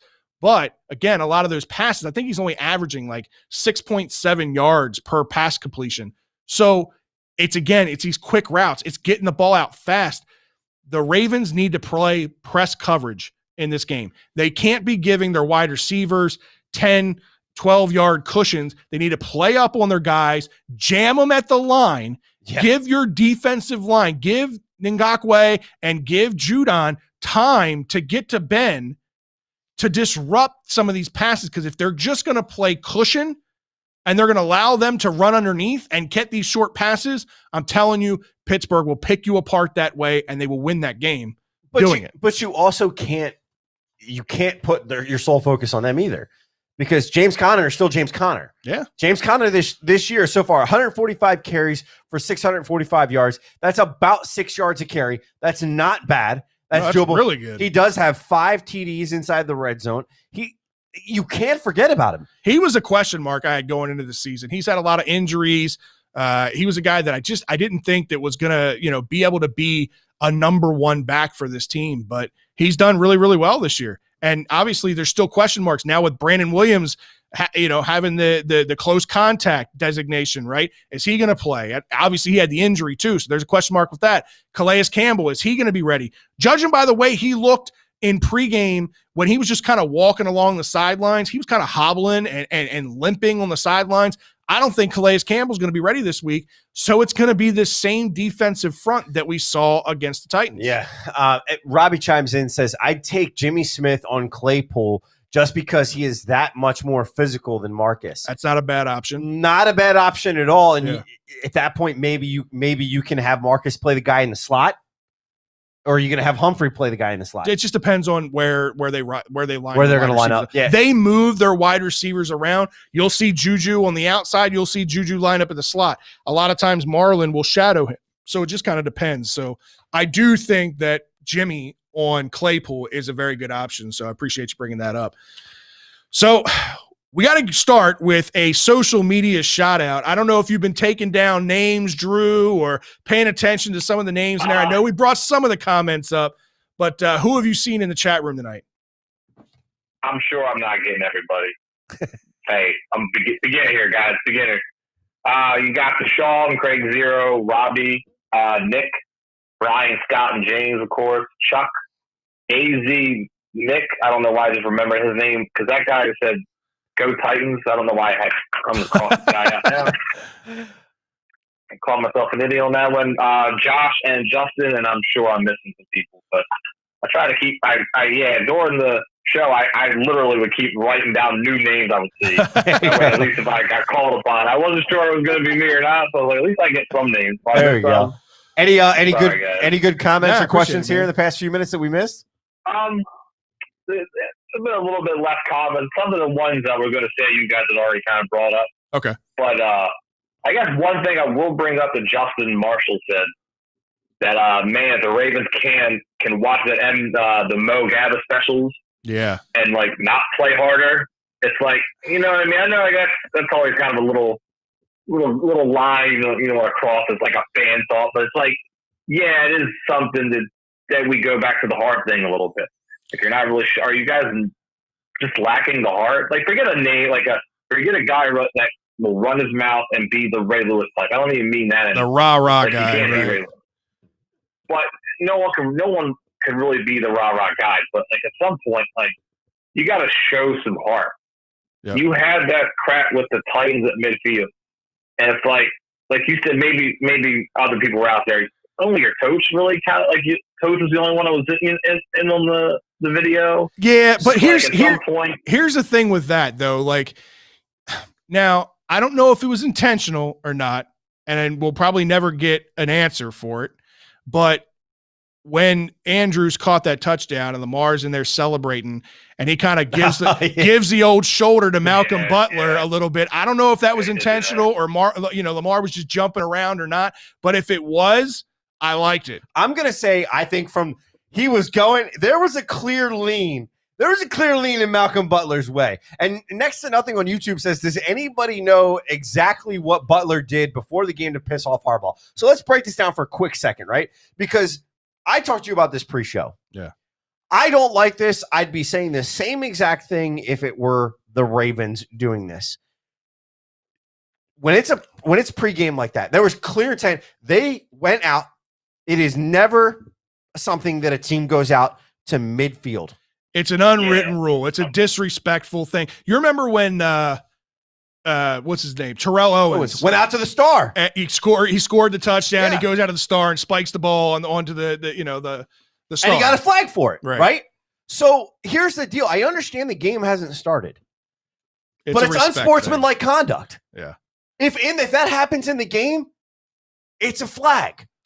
I understand the game hasn't started, but we're in the motion of getting the game started. It's disrespectful. I don't like it. And I have a problem with it. I think that's exactly what it was. And I think John, what you don't see in the video, is I think Harbaugh was chirping at the group of the Titans players from the sidelines and started walking out there. And what you saw were the Titan players, including Malcolm Butler, going back at Harbaugh, and then eventually you saw Harbaugh kind of come into the scene. I didn't even see who it was, but somebody went out, and as Butler's chirping, whoever it was just comes out and is like dancing, like right next to Harbaugh. Yeah, and it's like that's the type of stuff they're doing it. They're doing it when the Ravens aren't out there. You and I were talking about this pre-show. You were like, "Where were the Ravens?" I said the only guy that comes in to that video is Justin Tucker because he's out there practicing. Everybody else from a different angle. There was an angle that was on Twitter up on the Jumbotron. You can clearly see the Ravens are in the tunnel. They're walking towards the tunnel to come out. They did it on purpose when the Ravens weren't out there. It was deliberate, unsportsmanlike conduct as far as I'm concerned. And again, if the Ravens did it, I'd be saying the same exact thing. I'm not drinking purple Kool-Aid here. I'd be saying I think stuff like that, it's childish. In normal cases, I think it would be fine. And you got a head coach like Mike Vrabel who's played the game recently, right? He knows of these unwritten rules. If this was going on in his stadium, he would have had a problem with it. He would have had a problem with it if the roles were reversed. You get flagged and fined for it in game. Why aren't you flagged and fined for it pregame or post game? I mean, that's a whole nother thing. I'm just talking about a pure respect from one team to another. Vrabel knew it was wrong. He allowed it to happen, and that's why Harbaugh at the end of the game didn't want to shake his hand. And I don't blame him. Yeah. I don't blame him for it. Did you see they came out and they said, "Oh yeah, we did shake hands"? Yeah. No, you didn't. No, you didn't. It was clear as day on TV. You didn't, unless you went in the locker room and then shake hands afterwards. But all right, man. So let's get into these primetime predictions. We're going to start with the Ravens game because we haven't put our predictions out there. You know what, Drew? I'm going to give you the floor because you've been kind of quiet tonight. You've been monitoring the chat rooms and all that stuff. How do you see this game shaking out? Do you think that this combination of Gus Edwards and Justice Hill are going to be enough? Can the Ravens pull this one out? It pains me to go with the Steelers this one. I picked them 26-21. Okay. I think team almost puts me at a loss for words. I don't like this week. It could be special teams screws up, and you have a muff punt and late in the fourth quarter. I feel like it's too many inconsistencies, and the AFC is too bunched up right now. Maybe it can dissipate when these other teams, like I think like the Dolphins and the Raiders have some hard games coming up, and we have a little bit of a cupcake. But it's like you don't know what to expect out of this team. Yeah. And I don't know if a scary thought for me. I think it's another Steelers week. Anything can happen. Yep. This could be a fucking 10-9 game, or it could be light up because that's how the NFL is now. But it's like you can't have the choke plays to me. you can't have a guy like Peters freelancing too damn much. Right. Thinking the safety's got his back when he doesn't. And to me, I really think, and it really comes down to third down play again on either side. Yep. You were doing offensively, even in the missteps. Offensively, they were converting third downs at a pretty good clip. And then on defense, it seemed like as soon as that fourth quarter hit, they couldn't. It was third down. That was it. Right. So to me, the biggest key is third down play either side of the ball with this one. Yeah. That's my biggest key to the game. But like I said, it pained me to pick the Steelers. I think it's the first game I picked against the Ravens, but maybe it's we'll go with that. Give them some good juju that way, but right. It's scary. Juju. Key word there. Jesus. Yeah. I didn't think that through. No, I'm right there with you. Listen, regardless of who's lining up, who's suiting up, this is Ravens Steelers, right? It's going to be a defensive battle. There's going to be some bad turnovers in this game. It's going to be a black and blue football game like it always is. Obviously, the undetermined factor is who's suiting up and who's not for the Ravens, at least right now, because we don't know who the other three guys are. So that's going to be a big deciding factor as to which way this game goes. But I don't see this game. A lot of guys out there, I see some close. Everybody's got pretty much close game. Chuck's got 31-28 Ravens in overtime. Craig Zero's got it 30-28 Ravens in this game if they play as they should right now. I don't think it's going to be that high scoring of a game. I think this is going to be more of a traditional Ravens-Steelers game. I think it's going to be a lower scoring game, not 10-9, but a lower scoring game. And I just, not having Brandon Williams, not having Calais Campbell, and the way Marcus Peters is playing right now, and you've got multiple wide receivers. You don't have one receiver to worry about. You've got multiple. We went over the stats. We went over all the names. They've got multiple targets out there. I'm not confident. I hate this because you guys all know I'm the biggest Ravens fan out there, and I try not to be too homery and pick the Ravens every week. I didn't pick the Ravens to win last week, and I was right about that. I'm not saying that I'm going to be right this week. I just don't have a good feeling about it. I don't have the confidence. A lot like Lamar doesn't have a lot of confidence right now. I don't have the confidence in this team right now. I think the Steelers win this. I got the Steelers winning 24-20.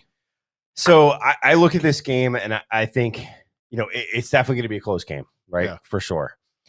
But Greg Roman has no choice but to go with the hot hand in this game when it comes to running back. Gus Edwards is getting the ball a lot in this game. Yeah, it's not going to have any other options. Which, once he starts opening up, we start getting some of these guys biting. Mm-hmm. Going to open up the passing game a little bit more. You're going to see more across the Andrews, across the middle. We're going to find that open RPO when it's necessary. We're going to have some big gains out of Mark Andrews in this game. Then that's going to wind up open. I think you do see one deep ball to Hollywood in this game that it's a catch. I'm not saying it's a TD, but I think it's a catch.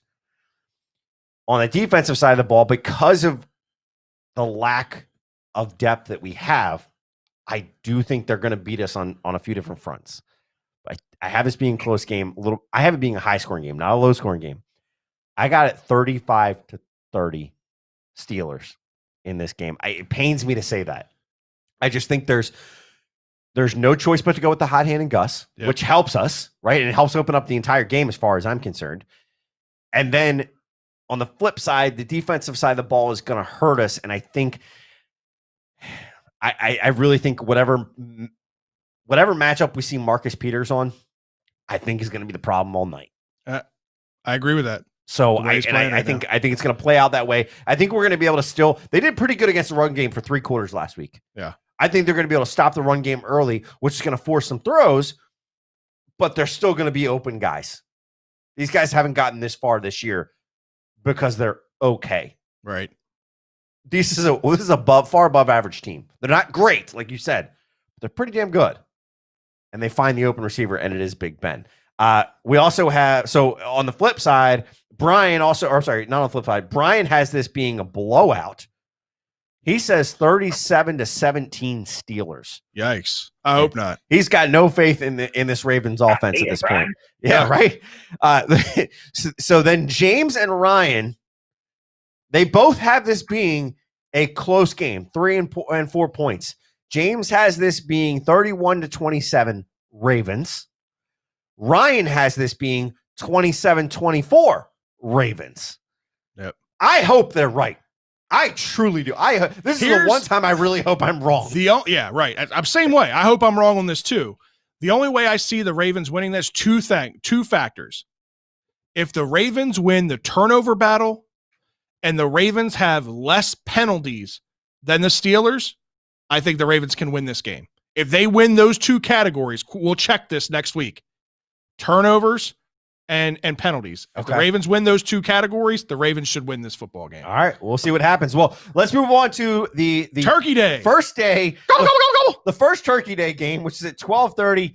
Texans at Lions. We're going to run through the rest of these predictions pretty quickly. We still got some other things for the show for you guys. So Texans at Lions. I'll start this off. I've got this being a low-scoring but close game. Texans have had their struggles. Lions have surprisingly had like some struggles, but not some struggles. They've looked average this year, like besides other years where they've just looked like shit. I've got this being a win 19-17. Usually the Lions keep it close on Turkey Day. I think it's 19-17. 19-17. I don't know where the hell you see the defense coming from on either one of these teams, but I think this is going to be a close game.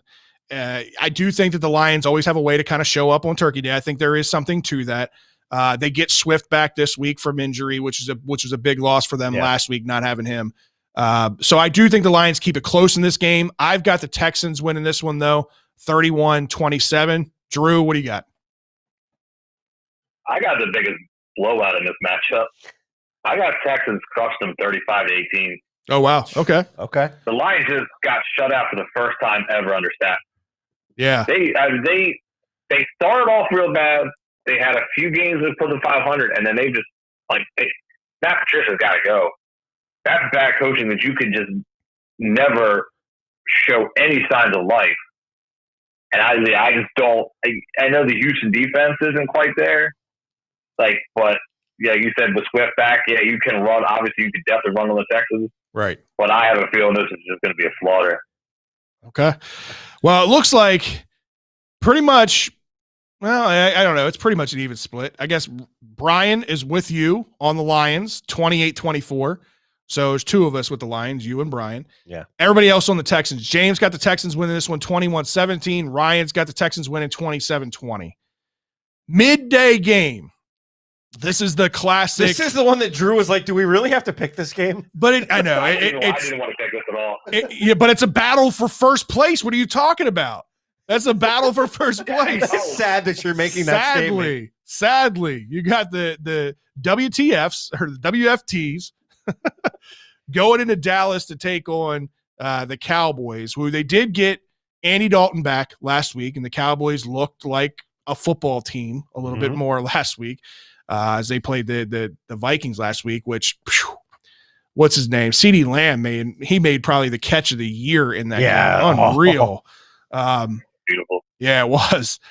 I got the Cowboys winning this game only because Andy Dalton's back.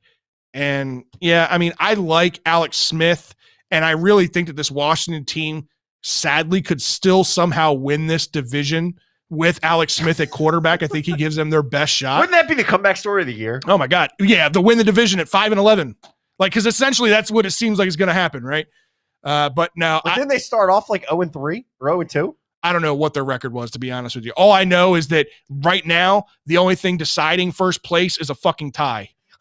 Ryan and I were talking about that the other night. It's absolutely ridiculous. But yeah, I've got the Cowboys winning this one 24-19. What do you got, Scott? I'm not far off from you. I have this Cowboys win as well, 28-17. I just think Washington, I think they can remain in it, but I think the Cowboys, they're going to come on strong in this game. Washington is a little bit predictable. And I think there's enough film on Alex Smith, and it's a division game. I truly don't see the Cowboys dropping this one by any means. Brian and James right on the same category with us. Brian has a Cowboys 34-10. James has a Cowboys 24-17. So not far off from your score. So Drew, what do you got in this one? I will go and make this the lowest scoring game of the group, unlike the last time. I got this as Washington 15-10 over the boys. So here's an interesting stat I saw earlier today. If Washington wins this game, they'll be in first place. New York plays at 1 o'clock on Sunday. If they win that game, they'll be in first place. Philadelphia plays at Monday night. If they win that game, they'll be in first place. That's the definition of this division. It's so stupid. Jesus Christ. Yeah. All right. Well, I got Washington 15-10 over. All right. Well, it was typed in Redskins by Ryan, and I purposely put this in there because he called it the Redskins. So he says the Redskins are going to win 20-17. So I'm just going to put this disclaimer out there that there's no way because the Redskins aren't playing, Ryan. I'm just saying. Ryan's views do not anyway reflect Birdland BS views. Exactly. No. So he thinks Washington's going to win in a lower-ish scoring game, but 20-17, 3-point game. Not far off from you, Drew. You still have it being a one-score game in this game. So it's not like a blowout in any one way, shape, or form. The evening Sunday night game is Bears at Packers. I don't know why I wrote 4:30 in there. I apparently wasn't paying attention when I wrote that. But Bears at the Packers here. To me, Packers have just been playing good football. LaFleur and Aaron Rodgers seem to be on the same page for the most part. They've had their hiccups, but I just don't see the Bears are just not the Bears. Right. It's not what we have expected out of this defense in the past. They've had their hiccups. You mean on defense. Big Dick Nick isn't doing big dick things? I said defense. I didn't say offense, did I? Oh, okay. Yeah. Okay. I just had to throw that out. Yeah, I know you did. Big dick. So for me, I've got the Packers winning this game outright. I've got it 38-21 Packers in this game. Yeah, I mean, I think when I've got, Devontae Adams and I've got Aaron Jones, both on my fantasy team, I want them to do damn good. I need as many points as I can get. You mean in that trade? You mean in that trade that you ripped off? That trade that you ripped off? Talking about things in the past. That was at a funeral. Talking about things in the past. I got the Packers winning this in a close game. It's a one-score game. I've got the Packers winning this 27-20. Brian's got the Bears, the only one, 24-20. James has got the Packers winning this in a high-scoring game, 41-23. And then Ryan's got the Packers winning 27-13. What do you got, Drew? Is Brian? I've noticed the last couple weeks. Is Brian just trying to play catch up to you guys? Because I've noticed him just be lone wolf and stuff. I don't know. At this point, his picks, I'm just like, That's what it looks like with this one. I got Packers 34-20 over the Bears. That ain't even going to be like a close 20. That's going to be like how the hell they score 20, right? Because they're playing prevent defense because they have no quarterback. You don't know if Foles is hurt. Mitch Trubisky's been hurt. It might be the third guy, and I've heard there could be a third guy, and there ain't even a third guy with a name. You just think there could be a third guy. I've heard that in circles. It's like you don't know what they're throwing out at you. And yeah, that defense is too middle of the road, and I think Rodgers is going to be pretty pissed off about losing this week. And I think he lights them up. All right. Well, Monday Night Football. I'm going to let Brian kick this one off because Brian's the only one talking about like trying to play from behind and make picks, right? Brian is the only one. Monday Night Football, Seattle Seahawks. At the Eagles. The NFC East division leader, Eagles. Brian's got the Eagles winning this one 17-10. Well, that's all I need to say about that. I'm going to correct you because he's not alone. No? The guy on the other end of the line here. Oh, my God. Defend yourself, Drew. Yeah, I didn't want to interrupt. Defend yourself, Drew. Because of that shit I just said. I just want to see Washington win the game and be in first place. Then New York wins their game and they're in first place. And then the Eagles win their fucking game and they're in first place. Now, I think it's a weird thing. And it's the weird thing. Like it's almost like Seattle almost kind of feels like us in different ways. Sometimes with Seattle, you don't know what to expect. It's true. That defense is so bad, but that offense can make up for it. But then sometimes you just like Russell Wilson costing like 2 games. Yeah. You almost don't really know. I think the Eagles defense is getting there. It's a weird. I'll support my 30-28 win over the Seahawks. Wow. I'm saying I don't know how it'll happen. How the hell do you see the Eagles scoring 30 points Have they scored Drew, 30 points Drew, all year combined? Drew, I'm just going to say I'm glad you didn't drive here today because whatever you're smoking, it must be pretty good. Your cam does look kind of cloudy. I remember a handful of weeks ago that no one else said the Bears would beat the Buccaneers, except for me. And everyone blind squirrel and nuts. Hey, it's all right. I'm gonna do it again. I'm like, I can't do it alone with Brian, but go big or go home. Yeah, man. I'll stick with it. All right. I don't think any of us got this going the Eagles way outside of Brian and Drew. So Russell Wilson, like I told you, I think he had a couple weeks there where he kind of fell off. He was putting up ungodly numbers the first 5-6 weeks of the season. Fell off there for a little bit. But you got a playmaker like DK Metcalf, which makes me shed a tear every time I see him play because we could have had him. We could have had A.J. Brown. Whatever, I digress. I like DK Metcalf. I like this offense. You never know Tyler Lockett if he's going to show up because he's so boom or bust. Tyler Lockett could come out and catch 3 touchdowns and have almost 200 yards, or he could have 1 catch for 5 yards and no touchdowns. You don't know what you're going to get, so I agree with you there. I'm hoping Chris Carson finally comes back this week. There's been, a few things with him going on that's kind of kept him out the last couple of weeks. I think if they can get a legitimate running back in there with Chris Carson and have that running game, this team, I think, runs away with this division, and I think that they'll win this game 24-17. So I have Lockett on my fantasy team, and I'll tell you, he's boom or bust. He's won me a few games in this point, and I'll say that I'm in first place. Yeah. And so get to the playoffs. We're all 0-0, right? So for me, I've got the Seahawks winning this game. I've got to be in at least a 2-score game, 35-21. I think the Seahawks just run away with it. The Eagles, I don't think, can put up enough points and don't know what's going to happen. Chuck says Seahawks defense is suspect. I agree, but we're talking about the Eagles. How suspect are they going to be? Just saying. I got a little thing for you to think about. All right. What if? Because you're not expecting. It doesn't happen. It isn't the first snap, but it's soon enough because it's fucking Carson win. What if this becomes the Jalen Hurts show? Not going to happen. And you're not ready for it, and they're doing different things, and he's running around, kind of like what they did it against us, and they abandoned it. And I think if they didn't abandon it, we would have lost the Eagles. They found packages for her. Right. If they do it, that Seattle defense is so bad. There's no pass rush. It could be interesting if they're utilizing Hurts more. I mean, they haven't really yet, so it's kind of. I don't think this is the game that you just.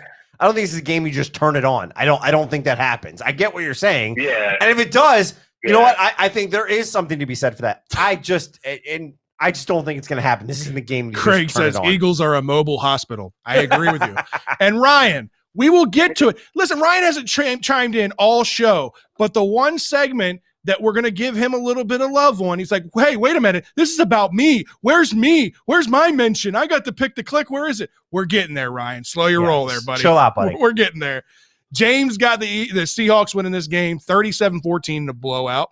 And Ryan has the Seahawks winning this 35-24. And just to comb over it, Ryan did get to pick the click last week. 1 point off. It is what it is. Fred's still leading 6-1 for me, 0 for Brian, 1 for James, 4 for Ryan. Drew, you came in later, so we didn't have your pick the clicks like measured. You don't have to count me. It's all right. I'll feel more included next year. It's all good. This week's pick to click did come down to some really tight contests. I mean, Ryan obviously got the pick to click because he had the Chiefs game, I think, within 1 point, right? Chiefs at Raiders, it was 35-32. He had it 35-30. He had it 35-32. He had it within 1 point. I had 2 games, one within 3 points and one within 4 points. Both of those are usually good enough to win any week. But Ryan, I mean, he almost had it right on the nuts. He missed it by 1 point. So there you go, Ryan. You got your kudos. Let's go over real quick, just a summary of where we're at standings-wise. Do we have to? Yes, we're going to do this, Scott, because all right, well, let's just get out of the way. I'm in last place. I'm 19-24. It's my picks have been. That's sad that you're behind Brian. It is, but I also a few weeks ago, I went through what Brian's trying to do now and playing catch up. And you're in one of the captain chairs, and you're behind Brian. What are we doing here, Scott? I still have more pick to clicks than Brian. Oh, All man. right? Yeah, so Scott's at 19-24 on the year. Brian is at 20-23 on the year. You got James at 24-19. Ryan at 28-15. And then you got me ahead by one game over Ryan, 29-14. So if you're putting your money on anybody, I'm just saying, the guy here in the flannel shirt, that's the guy you want to put your money on. If you want to make Fred's head any bigger. No, don't make that any bigger. Lord knows it's big enough. Please go ahead. All right, Scott, it's time for this week's Liquor Stop Brew of the Week. And before we actually talk about this week's brew, I got to make an announcement. Nick, are you still out there, my friend? Nick Short, I'm talking to you, right? I know you have chimed in about this previously. I know other people have too. A lot of our fans have, but I know he's been pretty adamant about it. So for those that are tuning in for the first time and don't know what this is, we have a partnership with Liquor Stop, which is a liquor store up Oconowingo Road up in Bel Air. They give us a different 6-pack of beer every week for us to drink on the air and just kind of talk a little bit about it, give our honest feedback, good, bad, or ugly. They don't really care one way or the other. We don't claim to be any kind of beer connoisseurs or experts by any means. Nope. But we give our opinions on it, right? And I know Nick and a lot of people have asked us to, on the website, include a spot where we kind of break down each week's beer and put, something out there. So on the website, there is now the brews. So if you go to birdlandbs.com, there is a section for the brews that will go over a couple of our most recent, and we'll try to update those every week. And some of our favorites. And we're just to give you guys an idea, we are playing around with the idea of giving you like a Fred thumbs up, a Scott thumbs down, and we'll do our peanut gallery thumbs up, thumbs down, figure out what they like. But so this week's brew of the week comes to us from Brewdog, which is brewed in Columbus, Ohio. This is their Pulp Patriot Raspberry. As they say, it's dessert for the daring. So as they put it, milkshake IPA. It's a milkshake IPA. They say this is a powerhouse of an American double IPA. It's packing raspberry at 9.5 ABV. One of the highest we've had in a while. This is dangerous. So they say delivering intense sweet raspberry aromas and gigantic jammy flavor up front, tailgated by citrus notes that balance out the sweetness, and then milk sugar that adds body and rounds out the jammy delivery.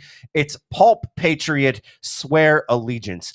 This stuff is pretty good. I actually really, really enjoy this one. So I was a little worried. So I like raspberry flavored things, but usually when it comes to raspberry beers, you get that tart, sour. They're tart, and I'm not a big sour guy. I don't like sour beers. I don't mind sour candy. I don't like sour beers for whatever reason. If we could, just so you guys know, we need to go back and we're gonna find or start recording Fred's reaction to some of these beers, because sometimes he gets these sour faces on the sour beers. This one though is it doesn't have that sour bite to it. It actually does have a pretty good raspberry sweetness to it. It's for an IPA, it's definitely one of the more sweeter IPAs I think I've ever had. This is actually really good. So if you got a little bit of a sweet tooth, this is a good beer to try. Yeah, this is something that I absolutely, when I first tasted it, I immediately, you get that citrusy hop. Yeah.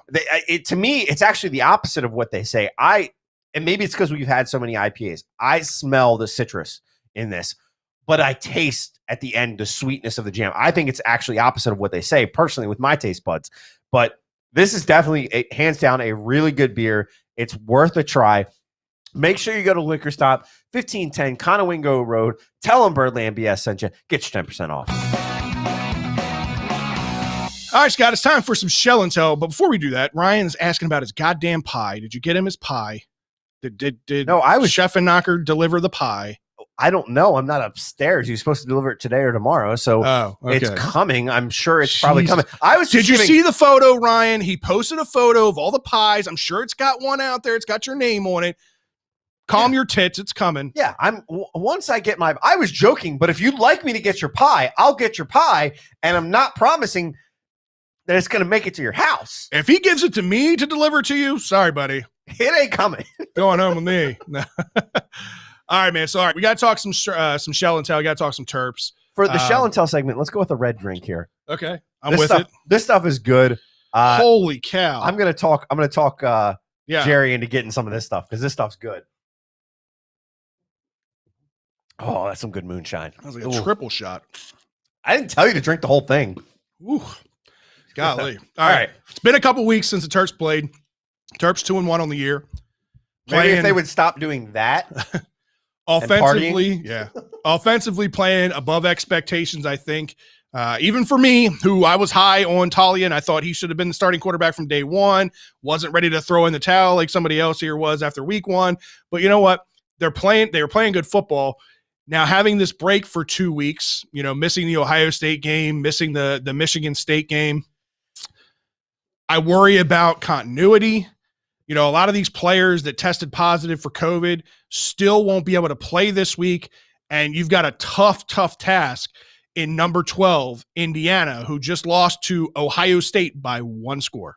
The other thing in this is that people are forgetting is Locks got diagnosed last week. He is out for this week.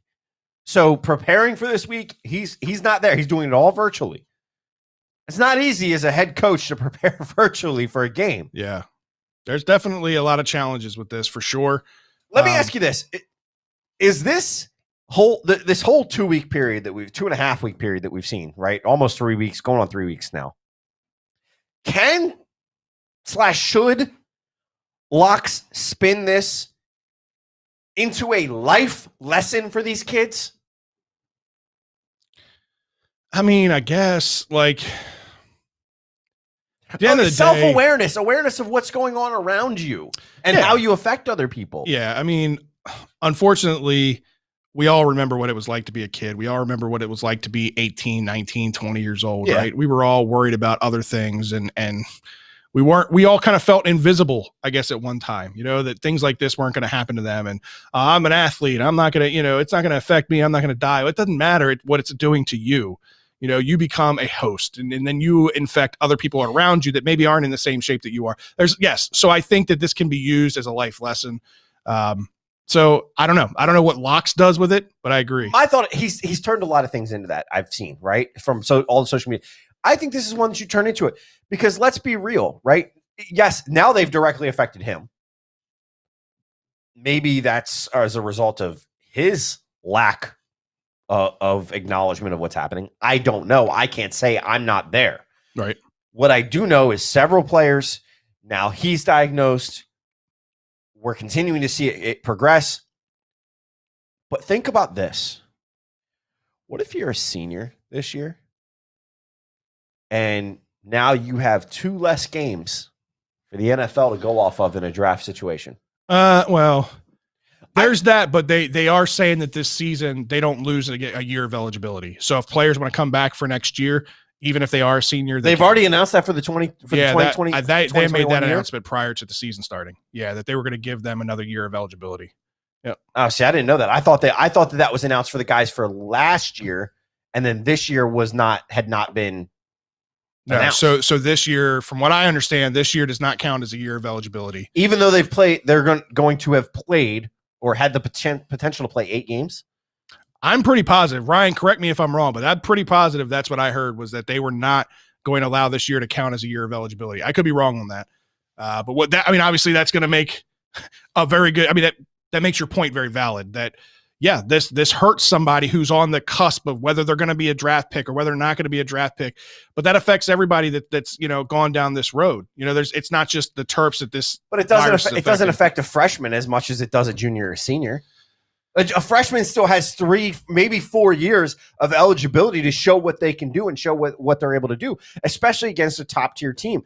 That game against not playing against Ohio State and then again not playing against Michigan State, those are 2 big games. 2 games that guys could have proven what they can do. Look at what happened in the Ohio State game last year, right? How close that was. Now this year, you don't have that chance. Right. You don't have the chance to show what you can go against a top-tier program, undeniably a top-tier program. You don't have that chance. Yeah, but it's going to hurt guys. To Ryan's point, we really don't have any seniors that are NFL-level caliber. The only one we would have been DJ Turner. And let me tell you, that was the best decision he ever made was walking away from Maryland and going to Pittsburgh because he's done really well up there in Pitt. He's out of Pitt. He just had another career day as far as receptions and everything goes, so he's been big. But yeah, look, I I don't know if the Terps are going to play this week or not for sure.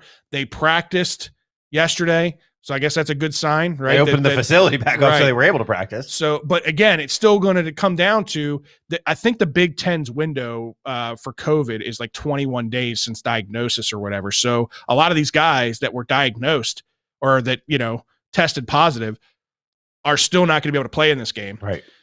So I don't know. And they haven't officially named. I know we've gotten some inside word. All I'm going to say is that these are big guys' names. These are big player names, starter names, guys that would be detrimental to the success of this team. Yeah. Yeah. I mean, that's the thing. And that's the thing that I worry about, right? If we're still without these guys or we get another pot, the reason they were able to open up on Monday is because they had zero positive tests. Right. So it's one of those things. If another one spins up, let's not forget, we are in Thanksgiving week. Some of these guys that are local decide to drive on home, and a family member has it and doesn't know it. He gets it, brings it on back. He tests positive on Sunday or Saturday. Yep. We're shit out of luck again, and this game could be canceled come Saturday morning. The thing is, we've got Indiana, Michigan, and Rutgers. There's only 3 games left in this proposed season minus the additional, the additional game they were talking about. Right. Of those 3 games, do you really think we play all 3? Because I only think we play 2. I don't think we're playing this week. And if we play this week, next week we're out because there's going to be a bunch of positive COVID tests. I think as long as there's no more positive tests between now and this weekend, I think they'll play this week. It's really going to depend, like you said, it's going to come down to how disciplined is this team. Can they stay away from things? Can they, stay away from the parties and all that stuff? I told you this a couple weeks ago on the show. I watch a lot of the Instagram live stories of the players, when they're celebrating in the locker room and all that stuff. And, college kids being college kids, but, you get video of one of the players and some of the guys that are walking around the locker room yelling around, we're going out, we're getting fucked up tonight, after a big win, which is what you would normally do in any other year as a college, right. As a college athlete. But right now, to your point, like, you've got to be smarter than that. Like, if you legit, if you do have aspirations of going to a bowl game or whatever even it's if going you to don't, be. That's why I said the thing about locks. Even if you don't, you have other guys on the team that could and do. Right. And you're affecting it. And if there's big names, if you're saying there's potential big names that could come out in this, we could be talking about guys' careers that could be on the line. Because let's say this guy winds up having to say, you know what, I'm going to take an extra year of eligibility. I was gonna go into the draft as a junior. Now, because I haven't had as much of a chance as some other players have in other parts of the country and all other parts of the NCAA, I'm gonna take the extra year. I'm gonna do it. He winds up getting hurt because he didn't have that big game against Ohio State. He didn't have the game against Michigan. He didn't have the game against, Michigan State. If we don't have a game against Michigan, these are things that play a role and impact people's career. That's why I asked the question about locks. I think this needs to turn into that, and it needs to be, you ain't going nowhere. You ain't doing shit for Thanksgiving. You're sitting in your dorm room. We'll deliver your ass a turkey, and that's it. Yeah. We're playing a Saturday, and that's it, period. If I'm locks, that's what I'm doing. But pretty sure they had to release somebody, remove somebody from the team for sneaking a girl into his dorm that shouldn't have been there. That was another thing that dropped the other day. So, yeah, I mean, I think they're trying to manage that stuff. But, again, you got a bunch of 18, 19, 20-year-old kids that think they're invincible, and kids are going to be kids, man. You got to monitor it the best you can, but you can't be, you're one guy, you're one staff. Like, you can't be over top of all of these guys at all times. They got to take ownership on their own. So, all right, so let me ask you this, right? Let's say we do play all 3 games. Yep. Right? The team right now is 2-1. We've only played 3 games. Yeah. Could be a lot worse, to Drew's point. Yes. Could be 0-5, like Penn State is. Heyo. I'm glad. That's all. I'm so glad. I hope they don't win a game. I think it'd be hilarious. Well, I mean, yeah, I don't want to digress too much, but yeah, at some point you go 0-5, and in a year like this, no excuses. You got to get rid of Franklin at some point. Yeah, it's got to happen. Couldn't happen to a better guy. Could not happen. But so I'm going to ask you, right? So we talk about that. There's a chance we do. Is there any chance at this point? Do the Terps have any shot at a bowl, or is everything dashed at this point? Well, this is going to be one of those years where I think pretty much everybody's going to have an opportunity of getting a bowl game. Like there's no dead mark where it's like you get to 6 wins, I think it is, or 5 or 6 wins, right, and your bowl eligibility. That's not in a factor. It's not in play this year. Right, the Terps right now are 2-1. Right, if they can win 2 of these remaining 3 games, they're going to be a bowl team. So 100%. Well, here's what I'm saying is if you have, let's say they win out 3 straight games, right, and they wind up being 5-1, they're gonna be playing in a decent bowl. Or do they not? Because the BCS says you had 2 games against 2 top-tier opponents that had to be canceled because of the actions of your school. It's hard to say that because they were ranking teams that hadn't even played yet against teams that had played yet, right? So if they're going to say that, well, that's well. The final AP, the first true AP poll came out this past week. Yeah, right. So yeah, there were people ranking teams, but this was the first true AP poll, which I know we hate the AP poll. We disagree with it all the time. Right. But at the same time, that's where I'm saying I wonder if the BCS at this point, if they take into account as they're trying to say what are we going to do? The BCS selection committee says, what are we going to do as far as bowls? How are we going to do it?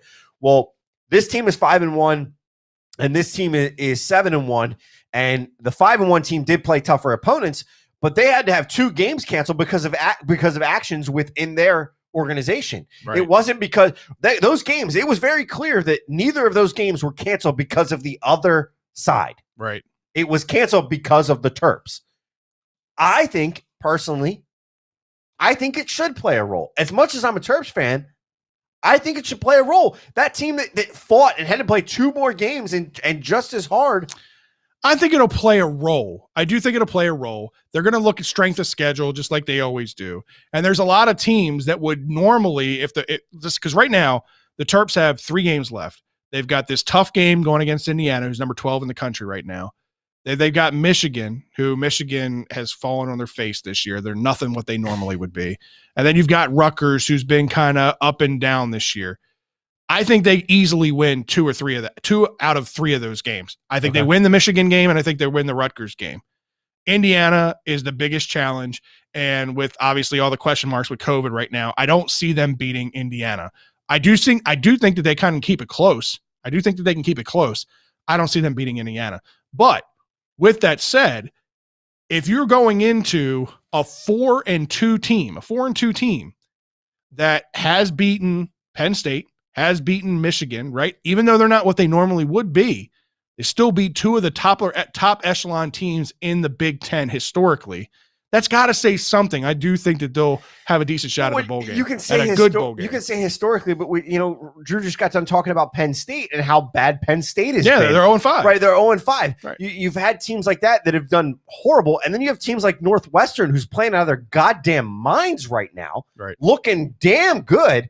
They do, in my opinion, they do deserve a bowl the way that they've been playing. And now the top echelon teams, maybe not so much, and you're doing it historically. But I'm going to ask Drew, has Ryan had any valid comments to this? Because I know he's been going off in that chat room. I was about to raise my hand. I wanted to give him a little bit of credit on this one. Go for it. He said we will be 4-2 in the regular season. So I'm going to say 5-3 overall. That would get us a bowl, no question. Why he brings up the point of how many bowls don't even, play because of no fans.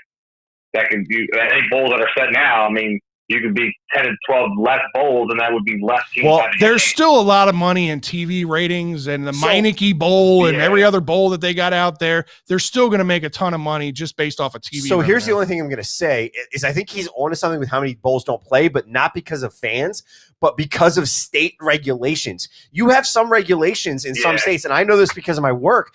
We have to, if we send somebody into a state, prime example, Ohio is a great example right now. If you go into Ohio from a high-risk state, I guess they consider 15% or more, which is half of the Midwest right now. If you come in from one of those states, you have to quarantine for 14 days, mandatory. I get that, but then why don't they go into kind of a bubble format for all these bowls? So if they know that they have 2 or 3 states and 10 stadiums within those 2 or 3 states that they can make all these bowl games happen in a week. The problem.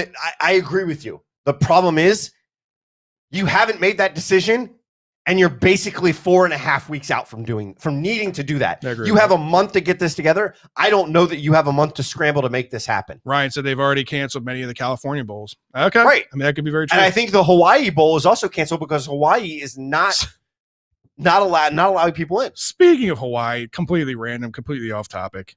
Oh, are you talking about Marshawn Lynch? Yes. Marshawn Lynch is in fucking Hawaii, handing out turkeys, walking down the street. He's literally like a window washer. He's wearing these oversized basketball shorts that I used to wear back in the late 90s, early 2000s. That just says beast mode across the front of it. Just like fucking Marshawn Lynch would do. And he's walking down the street with butterballs in his hands. And I can imagine, like, if you're just sitting in your car, like, and you don't know who Marshawn Lynch is, right? You see this guy with beast mode written across his crotch, walking down the street carrying turkeys. You're like, yeah, I'm locking my doors and rolling my window up. That's not a racial thing. That's just what the fuck is this guy? He's a loose cannon. It is Marshawn Lynch. It's Marshawn Lynch. It was awesome. Did you see that, Drew? Yeah, and Ryan brought it up. I was about to say it too. It's like it didn't even have the mask on, right? Like it wasn't even over his mouth. It was like all the way down to his chin. I was trying to realize it's down here and shit. Like, I ain't gonna do nothing for nobody. I see that. Now, if I see that shit, I'm running my window up. I don't care how hot it is. Man. All right, man. So, yeah. All right, let's get into this Indiana game. If there's going to be a game this week, like I said, this is definitely the toughest task on the schedule left for the Terps.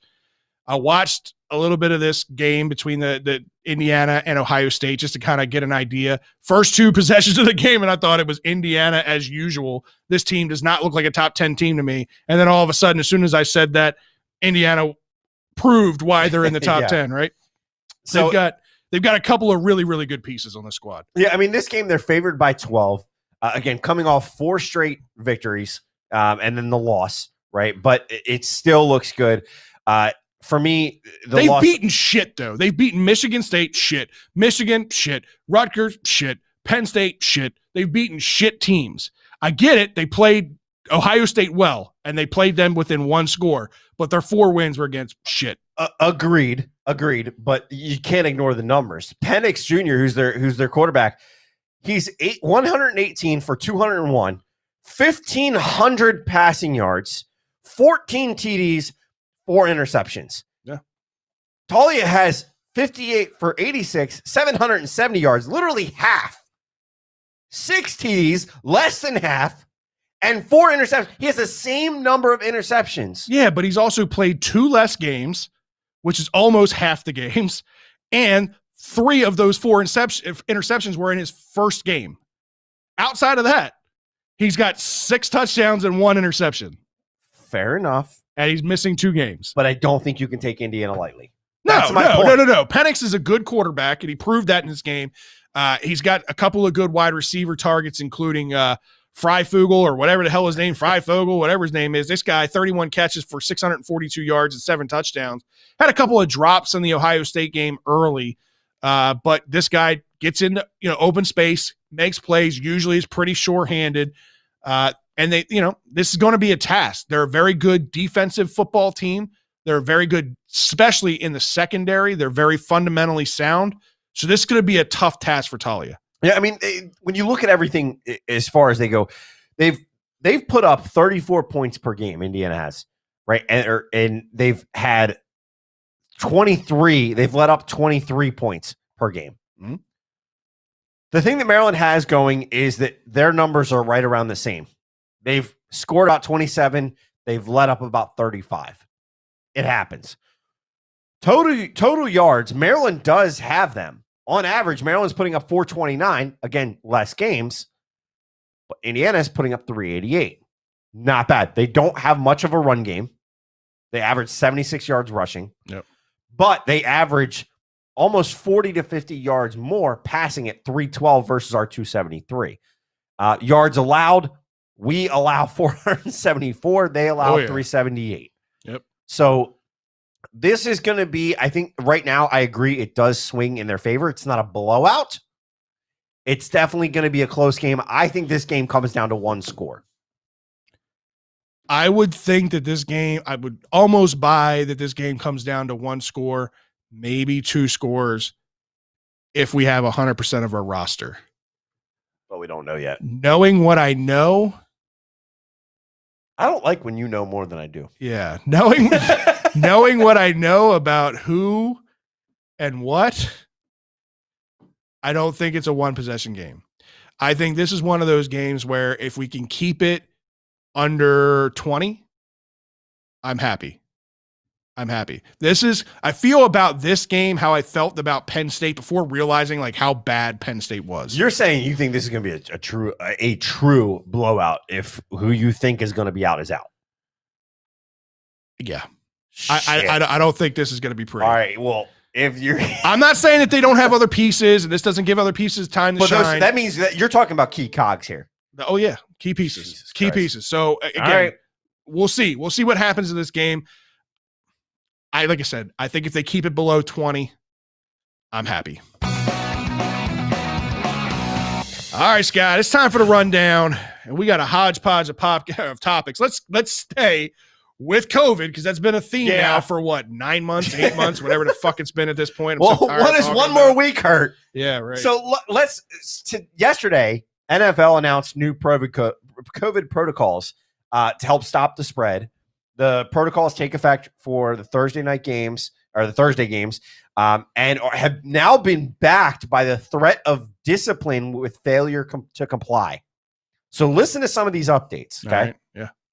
Players who are not substituting or preparing to enter the field of play and are not wearing their helmets will be required to wear a mask or double-layered gaiter while on the sideline.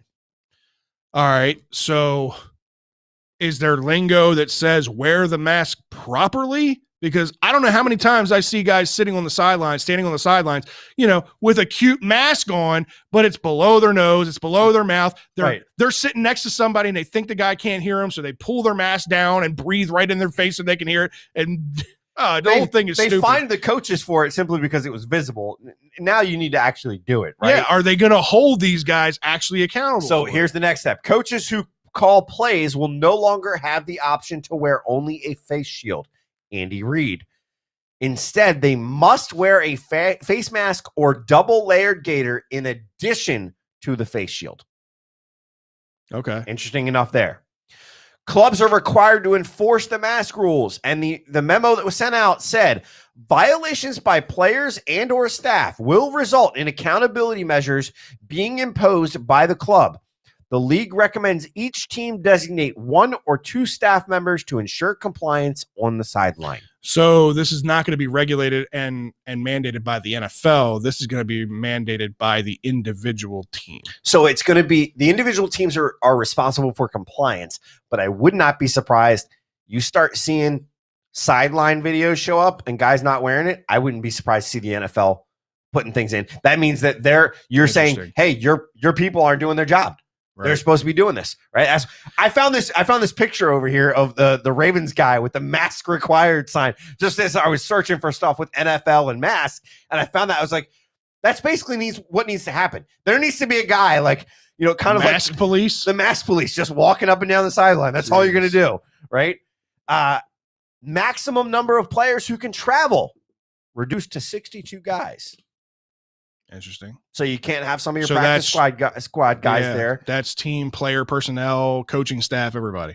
62 players specifically is what they said. Oh, 62. Okay. I think a lot of the times you have players on the sideline, and I don't think it should just be travel. I think it should be present at the game is max of 62. Because a lot of time you have some of the practice squad guys just sitting on the sideline. Right. Why do they need to be there? If they're practice squad, they don't need to be there. 100% agree. If they're not, as far as I'm concerned, if they're not active, there is no reason for them to be there and put everybody else at risk or put themselves at risk. Right. Access to club facilities reduced. A total of 70 people can be designated as essential football personnel. This is where you're talking about with all the other people. Okay. 25 can be named as essential personnel but not have contact or interaction with the players, and 5 medical service employees can get access. Media access is going to be limited. A total of 15 team and independent members of media are allowed at outdoor practices, but independent reporters may not enter the facility, including practice bubble. That's an interesting piece. Interesting. Right? Players and staff will be allowed to interact briefly after games, but then must promptly return to the locker room. So no sitting out. I think this is going to be like, hey, no sitting out and doing the prayer circles. Yeah. No, jersey exchanges, none of that. Well, that's what Harbaugh was trying to do. Is he didn't want to shake the guy's hand. He didn't want to, expose himself. Sure, to COVID. That's what it was. That's exactly what it was. All right, man. So I don't know if you saw this, and I'm sure you did, but this was kind of inevitable in my eyes. And I said this before the season started. Cincinnati Bengals rookie quarterback Joe Burrow blew his knee out, multiple ligaments in his left knee on Sunday. And this was inevitable in my eyes. I mean, their offensive line there in Cincinnati is absolutely atrocious. And I said, I think next year, this coming draft, they need to draft nothing but offensive linemen to put around Joe Burrow. And it was playing with fire having this guy out there, especially like in a situation like this. Like I get like you want to get him out there, you want to get him acclimated to the system and all that stuff. You want to learn it, have him learn as quickly as possible and kind of see where you're at with this guy. But man, it was a risk putting him out there every week. And this guy, I mean, an injury like this, which was a lot worse than originally expected, ACL, PCL, LCL, the whole 9 yards. I don't see him coming back in time to be able to start next year. Because usually this is like a 12-month recovery. This is a full year. We're now, a little over halfway through the season. I don't think he plays next year as well. Yeah, I mean, they said, I think it was ACL, PCL, MCL. He tore the meniscus as well. Like some of these things, ACL 6 to 9 months, 6 weeks minimum for MCL, 3 to 4 for a torn meniscus. All of these things that are literally holding his leg together, this guy is not going to be able to walk on his leg for at least 6 months. Right. And all those injury timeframes, the 6 to 9 months, the 6 weeks. That's individually. That's individually, exactly. Right. You put all this together and basically have to redo somebody's knee like this. I'm telling you, this is going to be a year's worth of recovery time for this guy. I don't see him playing again until 2022. Yeah, I don't disagree with you. I think it's 2021 is definitely in jeopardy. What's in jeopardy for a Detroit brewery? A whole lot of money. Is a lot of money because same old lager is a Detroit brewery. They poked fun at the Detroit Lions. And after its debut, well, it's no longer available. And here's why. Because it had an 8-bit Barry Sanders right here. Tecmo Bowl Barry. Tecmo Bowl Barry. He was in that, and he did not give his legal consent, and he has had his lawyers threaten this brewery with a lawsuit. Rightfully so. You know what I would have done? Can't use somebody's likeness without getting the approval. I would have said, hey, pull it off the shelves. Let's talk about a deal. We can make this big, but I need to get X amount of dollars. But instead, Barry Sanders goes, he goes on social media. I'm sorry that the fans got duped, that they thought that it's a fucking 8-bit. Does it say your name on it? No. It says 20. It says 20. Does it imply you? Sure. Anyone 35 years or older knows who that is. There's no Detroit logo on it. Knows who that is. There's no Tecmo Bowl logo on it. If it had a 34 there's no name on it. If it was 34 and it was black and silver, we all know it was Bo. Yeah. Fair enough. All right. So I thought that was an interesting piece there. All right. Sticking with football. We all knew last week that Drew Brees went down with the rib injury. I know you felt that on your fantasy team, right? Yeah. Still won this week. Broke a couple ribs, punctured a lung. Then it came to questions. Who was going to start at quarterback? You had Jameis Winston, who you brought in on a 1-year deal for $1 million. You brought him in on the cheap because he had no other options anywhere. And I think his mindset was sign here, prove, learn the system, prove that I can be a guy, and then potentially be the long-term future. You got Jameis.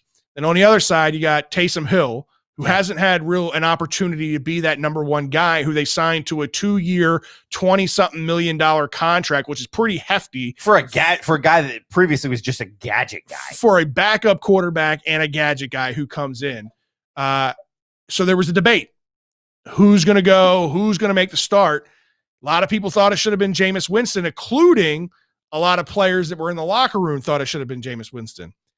Well, this goes to show Sean Payton is a genius when it comes to knowing his roster, knowing his player strengths, knowing what they can do as he goes and pulls a card and has Taysom Hill start, and Taysom Hill takes over in this game. Would you question Bill Belichick?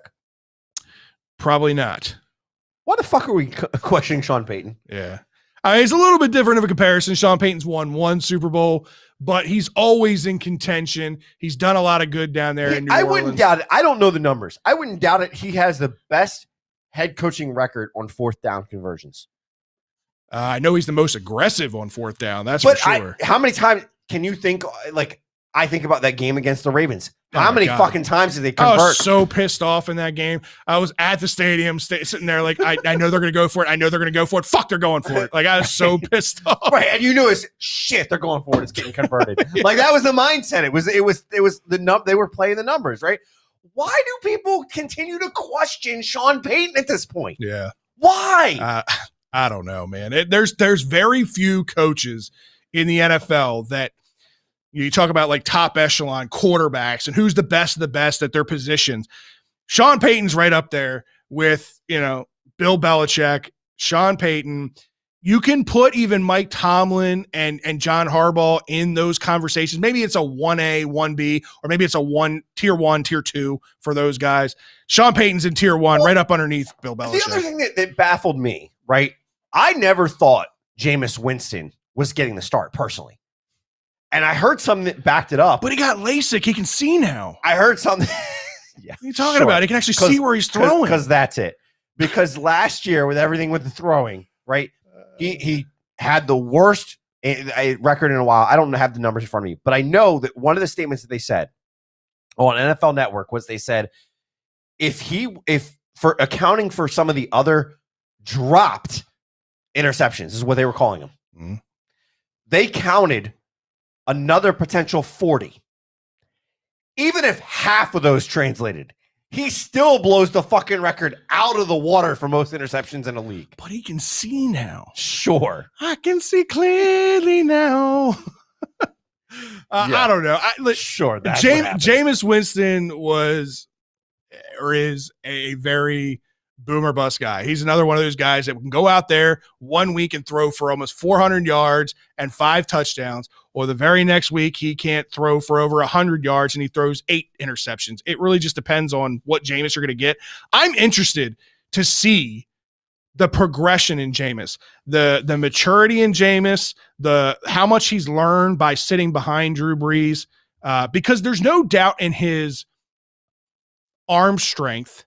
And I think he has the traits to be a good quarterback. Sometimes when you get thrust, especially a younger quarterback like this, not everybody has the success that Lamar Jackson had in his first year, right? Not everybody has that kind of success. When you get thrust into a role, especially to a shit organization, which I understand Tampa Bay is doing good now, but Tampa Bay, when he was there, was an absolute shit organization at that point. You get thrust into a role like that, and you're asked to be the guy to kind of the savior, But it's a lot. At the same time, he still had some of the same weapons. And the offensive line, I think they picked up one guy on the offensive line that wasn't there last year.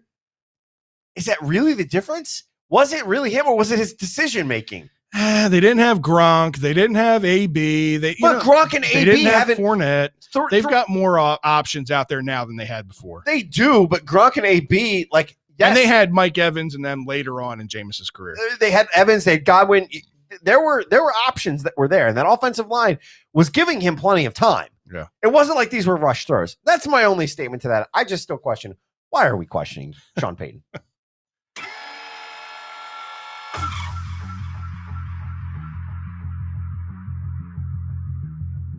No rules. No boundaries. 2 topics. 30 seconds each. It's time for the 2-minute warning. All right, Drew. It's time for the 2-minute warning. You're giving us these questions this week. All right, here we go. Good questions. I do say so myself. All right. I'm looking forward to it. The Orioles added 7 players to round out their 40-man, including Diaz, Kramer, Banyan trio from the Manny deal. Out of all 7 of those players, who do you see having the biggest contribution for 2021 and beyond?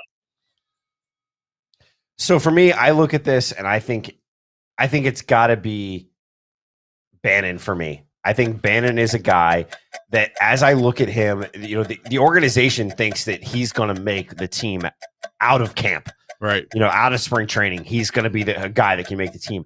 Everything you're hearing, his pitch selection, he's got such a refined pitch selection. He's got the velocity. I think he's a guy that just translates well. I still think long-term Diaz is going to have the biggest impact long-term for this squad. I think he's probably I think that still like the diamond out of that entire deal. But if we're talking about 2021, who's going to have the most immediate impact, I think it's got to be Dean Kramer. Dean Kramer came up this year, looked very, very good in the limited time that he played this year. So I think that he fits well in this potential bullpen moving forward next year. What's next, Joe? We have the Tyson Roy Jones Jr. exhibition currently set for Saturday as of now. What is your dream matchup between any 2 heavyweights in boxing? For me, I look at this and there's one of 2 matchups, and one's modern day versus old day. Yeah. Mike Tyson is in it no matter what. So I think Tyson Wilder or Tyson Fury would be a good fight. Okay. I think that the Fury's speed helps him, but I think Deontay Wilder is just so dominant, it'd be a good matchup. I want to go best of the best, right? If I'm looking at my dream matchup, the guy I idolized and the guy I watched growing up, obviously, was Mike Tyson, right? Talk about him in his day against going Muhammad Ali, the best of the best, float like a butterfly, sting like a bee. I think if I'm going to see a classic and you get 2 guys in their prime and make that match happen, man, that would be a lot of fun. And I couldn't tell you who I think would win that match. I have no idea who I think would win that. Drew, you better be ready to answer those questions in the after hours since you're the one that brought them up. All right, Scott. I got you. Sign us off, man. All right, guys. We appreciate you guys tuning in each and every week. Make sure you go check out the website. You heard Fred talking about it a little bit earlier. We've got the new brew section where we're giving you all the brews that we're drinking, some of our favorites. We're going to definitely put this Pulp Patriot Raspberry on the top one. Yep. So be on the lookout for that. Be on the lookout for some adjustments for some thumbs up, thumbs down on some of the brews. Make sure you also BigPlay.com, Big Play Twitter page, download the Big Play app, BirdlandSports.com. Check us out on all of those places. Follow us on all of our social media pages. At BirdlandBS is how you find us. If you want to find us on Twitter, at FredBLBS, at ScottBLBS, make sure you hit us up. Also, make sure you bring us your comments, your questions. Yeah. We love bringing them up on the show. If you've got a 2-minute warning question, we always, every week, Drew will tell you this in the after hours. We struggle and say, all right, let's come up with a question. Let's come up with a question that we're not covering during the rundown. Just give us some obscure question. We'd love to bring it up on the show. We'll give you credit for it, too. Audio version of the podcast. Spotify, iTunes, Google Podcasts, iHeartRadio, wherever you listen to your podcast. Anywhere you can download a podcast, we're there. Go check us out. Make sure you leave us a review so that we can get found. We get those reviews. We get credit for those, so make sure you do that. We appreciate you guys tuning in each and every week. Drew, we appreciate the social media coverage this week. You did an awesome job, Drew. Remote. Thank you, buddy. I know that apparently there were some audio issues at the beginning of the show. We figured those out. We got it ironed out. Make sure you guys come back next Tuesday night, 7:30 Eastern Standard Time. You know the time, you know the place. I just said it. Yeah, here we go again. Round and round. For Fred, myself, and Drew, all of our peanut gallery that's at home watching. Make sure you guys also, if you don't watch it, I taped it tonight, the Mo Gaba special on NFL 360. Go watch it. We'll see you guys next week. See ya.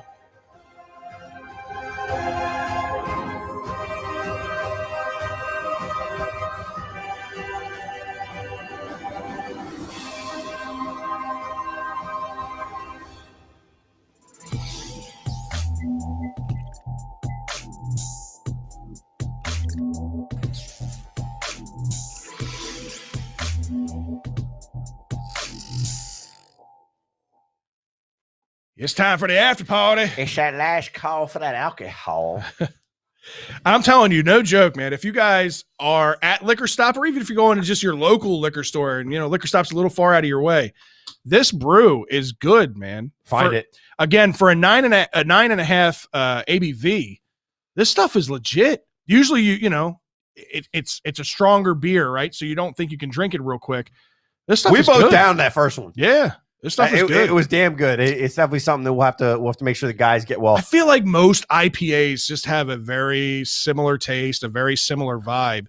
This got really, really good flavor. This is also a milkshake IPA, which usually gives you that sweeter flavor. Yeah, we've had a few good milkshakes, but this one is pretty damn good. So, and also, I'm just gonna say this: Liquor Stop doesn't have it. I will say that. So I had to find it somewhere else. This is the stuff that we've been drinking tonight. This stuff's good. Yeah, it's spiked Kool-Aid, essentially. Yeah, basically. Sugarland Shine. It is Cole Swindell's. Oh, yeah. Cole Swindell's pre-show punch. Can you guess when we first took a drink of this? Pre-show. Yeah. But no, this stuff is good. It's actually, Sugarland Shine is apparently I didn't realize this, the official moonshine of NASCAR. Interesting Enough. But yeah, their moonshines are usually pretty good. I'll use the term moonshine loosely. Yeah. Because it's not quite moonshine, but this is pretty good. It's 50 proof. It's not, it's not anything that's overpowering, but it's pretty damn good. That is good. All right, Drew. So we got to bring you back in. 2-minute warning question. Like I said, for me, it would be the epic battle between Muhammad Ali, Mike Tyson. I still think like Mike Tyson, there's few guys in sports that really generate buzz and generate an audience like Mike Tyson did for boxing, Tiger Woods does for golf. There's very few generational athletes that do that for a sport. He was it for me, man. And I know he's crazy. He's biting off of Anders' ear and all that bullshit. I know all the things, got the tattoo on his face. He's a fucking Looney Tune. But when he was in his heyday, man, he was the scariest MFer alive. What do you mean when he's in his heyday? He looks fucking scary now. No, I know. That's true. Sorry, Mike. No disrespect. Yeah, he looks scarier fucking now. So who's your dream matchup? Yeah, well, I mean, the easy one for me is Ali and Tyson. That's me. That's always a softball. I think everybody should kind of feel that way. Yeah. I think it'd be cool to see Marciano versus Tyson. Okay. That'd be a little interesting. Rocky. And I never saw it. Scott raised my eyebrow on that Tyson versus Tyson one. Yeah. Tyson Fury. That could be a little interesting too. He might just fucking. I'm telling you now. Too much shit to Tyson, and Tyson bite his whole head off. I'm telling you now. In their heyday, that's not a fight. Iron Mike destroys Tyson Fury. I do not see. So all right. So then, do you give any credit to the Wilder fight? Deontay Wilder is hands down right now. Pound for pound heavyweight. He is the best pound for pound heavyweight in boxing right now. Because boxing is so bad. Boxing now isn't what it was 20 years ago. It's nowhere near what it was 20 years ago. Is it that bad or is it the bookings are that bad? No, it's that bad. Like they just don't like. It's that bad. It's everything. Yeah, I mean, it's gotten to be everything. It used to be when it was. I don't know. I won't say it's necessarily their fault, but it's like when it was the Klitschko's were the draw. That's when politics started seeming like it was really a problem. And then I just don't really think the heavyweight talent is there anymore now at this point. Right. Ryan actually brings up Mike Tyson versus Chuck Liddell in their prime. Or no, he's saying right now, fuck it. Mike Tyson versus Chuck Liddell, you two old guys. Right now, but MMA rules. Chuck Liddell all day long. Chuck Liddell all day long. No way Mike Tyson lasts in an MMA fight without fucking getting disqualified for doing something dumb. There's just no way. Is biting legal in the MMA? No, it's not legal in MMA. Well, in the first pay-per-view, that was all those years ago. Maybe it might have been happening. Yeah. I was pretty entertained with the whole Conor McGregor and Floyd Mayweather thing when McGregor went over to the boxing realm, and I thought actually he kind of held his own there for a while, considering he doesn't really have he doesn't have much of a boxing background at all.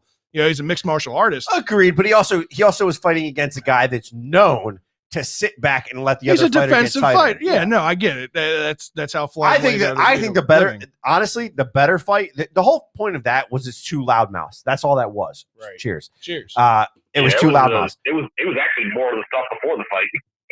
Yeah, exactly. Right. I think the better. How can we hype this the best? Right. The better fight as far as like seeing attack versus attack. If he could have held his own, hands down for me would have been McGregor Pacquiao. Yeah. If he defends his own against Pacquiao, I'm impressed. I'm not impressed that he defended his own. Pacquiao whoops his ass. Oh, agreed. I agree 100%. I'm just saying would have played around. No. If he holds his own for 2 rounds against Pacquiao, I'm impressed by Conor McGregor at that point. I will say Conor McGregor can take a hit, so he might have lasted 2 rounds, but Pacquiao would have kicked his ass. But it would have been pretty. Pacquiao wouldn't have held back. He wouldn't have been playing defensive and taking it for what? I think that went 5 rounds. What? The fight between Mayweather and McGregor went 5 or 6 rounds, right? And they made it to like the 8th. Yeah, it went. Either long. way, it still went deep. Yeah. No way it's making it to that 5-round mark with Pacquiao. No way. Pacquiao has him down in 3 or 4. Which is why I'm saying if he makes it 2 rounds against Pacquiao holding his own. Not going to hold his own. He's just going to show you he can take a hit. That's all. That's what I'm saying with holding his own. He's still standing. He's still taking hits, and he's still throwing punches. And if he's able to connect on those, I'll be impressed. But it comes down to it. I don't think it is. All right, so I'm going to hold you to the other question. Yeah, there you go. The Orioles. You're a big Orioles guy, just like me. Yeah. Who's your guy? Before we leave, I want to bring up the third question that my original. Oh shit! Right? Yeah. You know what? So don't forget it. I'll bring it up. I just don't want to forget it. Okay. Yeah. But to the Orioles thing, yeah. I mean, to me, I like what I see in Kramer. Yeah. I'm hoping it isn't like all right, you show some stuff and then once you really draw it out, he ends up looking like a Golfman or something like that where you just don't rely on. But I like him. To me, the big piece would be Diaz. To me, you got to do something. I'm hoping he's not he's like the one I hope isn't worthless. But Bannon makes me raise my eyebrow today because Elias, when he talks so highly of him. Smoke.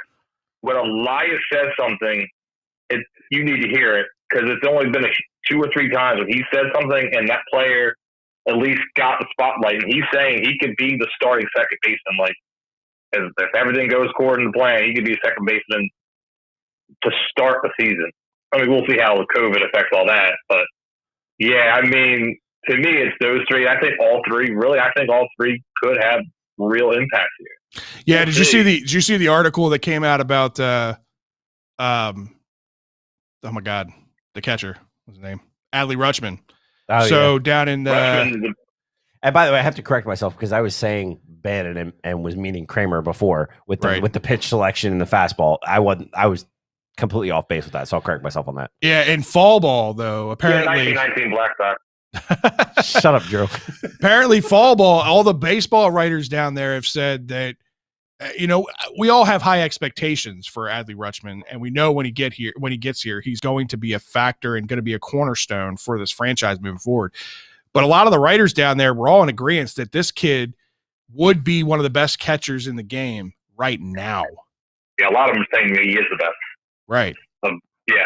That's whole major. He's the best catcher. That's pretty telling. And it wasn't just about defensive skills. This was talking about his power, his batting eye, his eye to contact, bat to contact ratio, like all of that stuff. And then you throw in the defensive prowess. One of the better defensive catchers in the game. That makes me excited, because you unfortunately, because of everything that happened this year and we had the whole Bowie camp and all that stuff, we didn't really get to see statistics on these guys. And we didn't get to see like how much they improved from last year to this year and all that stuff. So you kind of wonder, like, what does Adley Rutschman look like against some of the top talent that's out there? Apparently he's head and heels above everybody else right now. Yeah, I'm curious to see. I mean, I think we're all curious to see what he does at the higher level and how he can perform. I really want him to come up and go head and heels above what we thought Matt Wieters was. Yeah. Because if he does, problem with Matt Wieters was everybody sold him on the whole Mauer with power thing, and he never lived up to that expectation. But he was still a damn good catcher for us for a very long time. Well, that's he was the cornerstone. I mean, he really was. He still was the cornerstone without living up to that height. Right, and when you look at catchers, just look at the statistics of catchers, what they hit for average, power, everything that comes along with, and then catching 162 games. We were comparing Matt Wieters to an undoubted, in my opinion, Hall of Famer. Yeah. I think one of, if not, I'm not going to say the best, but one of the top tier catchers that would get into the Hall of Fame. He's one of the best hitting catchers probably since Pudge, Piazza, that era. I mean, every era, you have like one or two guys at that position that are just so head and heels above the average or the expectation of what that position produces. We grew up with Pudge and Piazza. Talk about Johnny Bench, even like that. Yeah, I was saying that's where I was going to go. Is Mauer's? I'd have to double check this, but Mauer's numbers I think could be comparable to a Johnny Bench. The only thing that you got to watch with that is Johnny Bench played his entire career as a catcher. Right. Just Mauer, they ended up moving out to first base and the DH for a while just to preserve him because his bat was so good. But that's the advantage of the American League, right? Yeah. But he still was a top tier catcher his entire career that he was catching. All right, Drew. Go with third question. Go with the third. I told him not to use this question because I thought we were going to bring it up. I'm a little hurt. And then we didn't. I had it in my mind when I saw Shell and Tell. I had it in my mind, like, okay, let's get through football before we get into basketball. All right, go ahead, Drew. And I didn't want to jump in because by the time we got to like halfway through Shell and Tell, I knew we were not dragging, but I knew it was going a little long. So I won't bring it up. Maybe I can bring it up last call.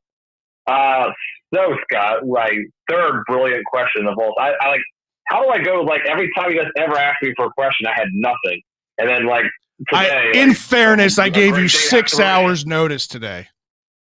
Hey, look, I still came up with them, all right? You did.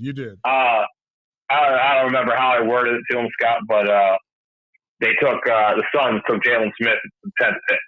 We did talk. How do you guys see him being able to stack up in the NBA? Do you think it's kind of like the way of the Brunos and the Diamonds? I don't want to say.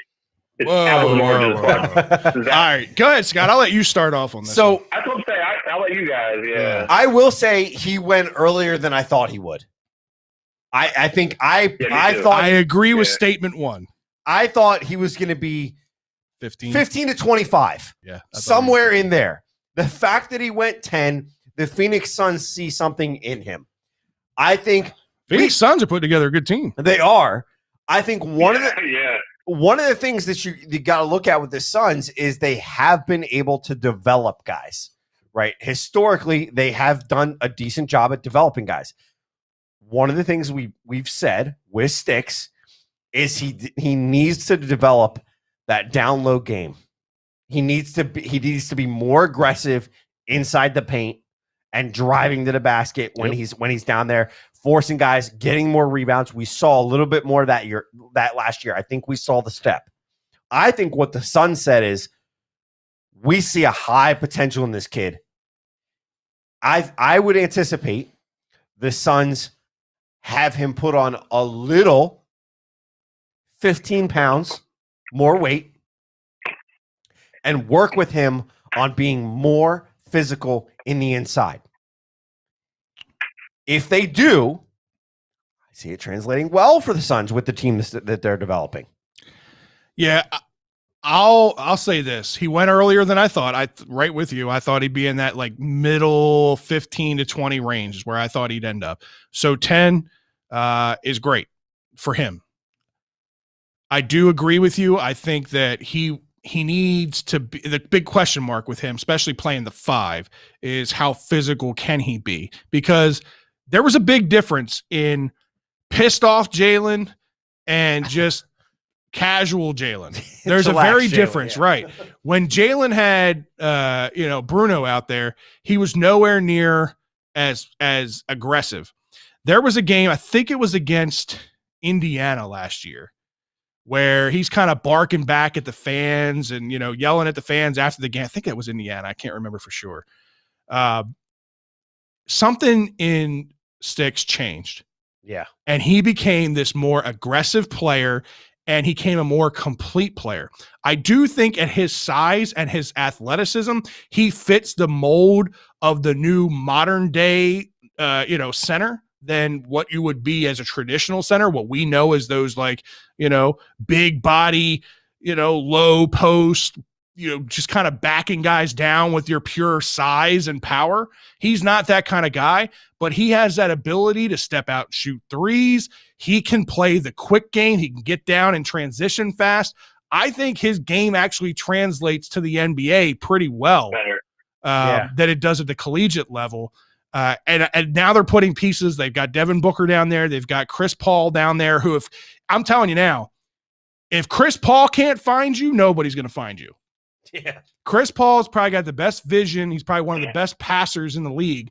I think he went to a very, very good spot. It was a smart pick by the Suns. I do think the Suns could have traded down. I bet you they made some calls. I think the Suns could have traded down and still got Sticks somewhere in that middle, like 14, 15, 16 range, and got something else for him. But they saw a guy that they want at 10. They went out and got him. And I can't blame him. I think he'll do good. I'll be honest, I didn't pay attention to who was 11, 12, 13, 14 as far as the picks go. But maybe there was somebody that they said he's not going to be here come our, if we trade back, come that shot. So we're going to just go ahead and take the shot now, give him the money because we think we can work with him and make this truly work. So Ryan's saying he's a 4 and we're great at it. He's not a 4. Well, on other teams, he would be a 4. Alex Lynn just signed with Toronto, I believe. So they need a 5. I think they drafted him to be a 5, but I think they drafted him to be this more athletic 5 than what Alex Lynn was. Again, I do think that in a lot of systems in the NBA, he would be a better 4. But I think in this setup, with the way that the Western Conference works and the way Phoenix is building their team, I think he'll be a 5. You've seen the Suns and Paul already at work. Yeah. Like, they're already at work, and I guarantee you, Jalen, we haven't seen videos yet. I guarantee you Jalen is down there working out with these guys. I'm sure he is. I mean, there's logistic stuff. He's got to work out his contract and all that shit before he can legally, be on property of the Phoenix Suns. Right, but if I'm going to Chris Paul's house. Yeah. Right. Exactly. Hey, let's work out. Let's go, buddy. What do you think? I mean, do you think he's a good fit there or what? No, I might be a cop out. Everything you said is how I was thinking. Yeah. Ryan says he's a Rockets 5. So one thing I don't know about you, Drew, and we've just recently met in the last year, right? So I'm still kind of learning some things about you. I don't know how much of an NBA fan you are, one. Do you have a team? Are you a Wizards fan by any means? Like, tell me a little bit about your NBA knowledge and I guess fandom. The last handful of years I've gotten out of it. Yeah. I can't. It's Craig Zero. No, he can't. For me, when Yes, I can. It got boring to me when it was like, all right, well, we're just going to put these 3 guys and a couple of scrubs. There's going to be these 2, and this guy's okay, and a couple like the LeBron. I just don't like LeBron. I guess it's part of it too. Yeah, he was like the main culprit. It got boring to me. Like in high school, I was into it. Really? I could tell I knew about like almost every team. I liked the Wizards then. It was great. It was like Jameson and Butler and all that. But I mean, I've gotten out of it, but it's still sports. So like I could still watch, like ESPN talking shows about it, or if you're listening to the radio, like I don't tune off NBA talk, but I'm just not into it as much anymore. So like a lot of stuff I don't really keep up like, on. Yeah, I'm not really able to think like, all right, well, Jalen Smith is going to be this and this and that. I literally was like I was just shocked that he was taken that high. Yeah, I was too. It already kind of like piqued my interest a little bit anyway. And then like, yeah, when it popped in my head today, I figured it was a good topic for you guys. So let me ask you this. NBA, I've gotten out of it. Let me ask you this. This is a general question. This is a conversation we can all have here, right? So the Wizards are kind of in I don't want to say a rebuild mode, but they're in a retool mode, right? So John hasn't been in a rebuild mode for like 5 years. John Wall hasn't played in like 2 years. There's been a lot of potential trade rumors going around with him, potentially being traded for Russell Westbrook, which I don't think it helps us team wise or gets us any better in the standings. I think it just helps us sell some jerseys because he's Russell Westbrook. What's your take on John Wall? So there were some tensions between John Wall and Bradley Beal, before. I don't know if it was more of a testosterone thing. Like, I want to be the number one, I want to be the scorer or whatever. Bradley Beal has stepped up and done great in John Wall's absence, but he's been about the best he could with what he's got. Right. He's doing the best that he can with the guys that he's got going around him. Do you think it's time for the Wizards to move on from John Wall and get something back for him? Or are you intrigued in bringing John Wall back healthy, having Bradley Beal? They got Bertans under contract. They just brought in Robin Lopez as a center. Does any of that sound appealing? Wall has to actually make it onto the court. Yeah. They're paying him like 41, 43, and 47 million. Right. I just heard that today. That's the only reason why I knew those exact numbers. I knew it was like 40 million each the next 3 years. I knew his contract was like the freaking highest one. But because no one's going to trade for that. Like, I think the GM got asked that. I think that's why I heard it on the CBS radio. Yeah. No one's going to trade for $40 million. Terrible contract. It'd be one thing if you just you had 30 points per game, but the rest of your game sucked. That's right. Okay. Maybe you pair him with one or two other guys and it works. Like, that's what the NBA is doing. But he can't even prove that he stays on the court, let alone, live up to the contract. So Drew just got put on the spot on video here. Yeah, I did. I like it. Make it a cameo. I just think Wall's never going to amount to anything. When he had that first big injury, that just kind of flatlined everything. And like you said, at this point, they can't get from other contracts to make the team better. So you almost just have to hope there's a cohesion there and he is playing. But at best, they'd be like close to 500. I mean, that's good in the East, but it's still not going to amount to shit.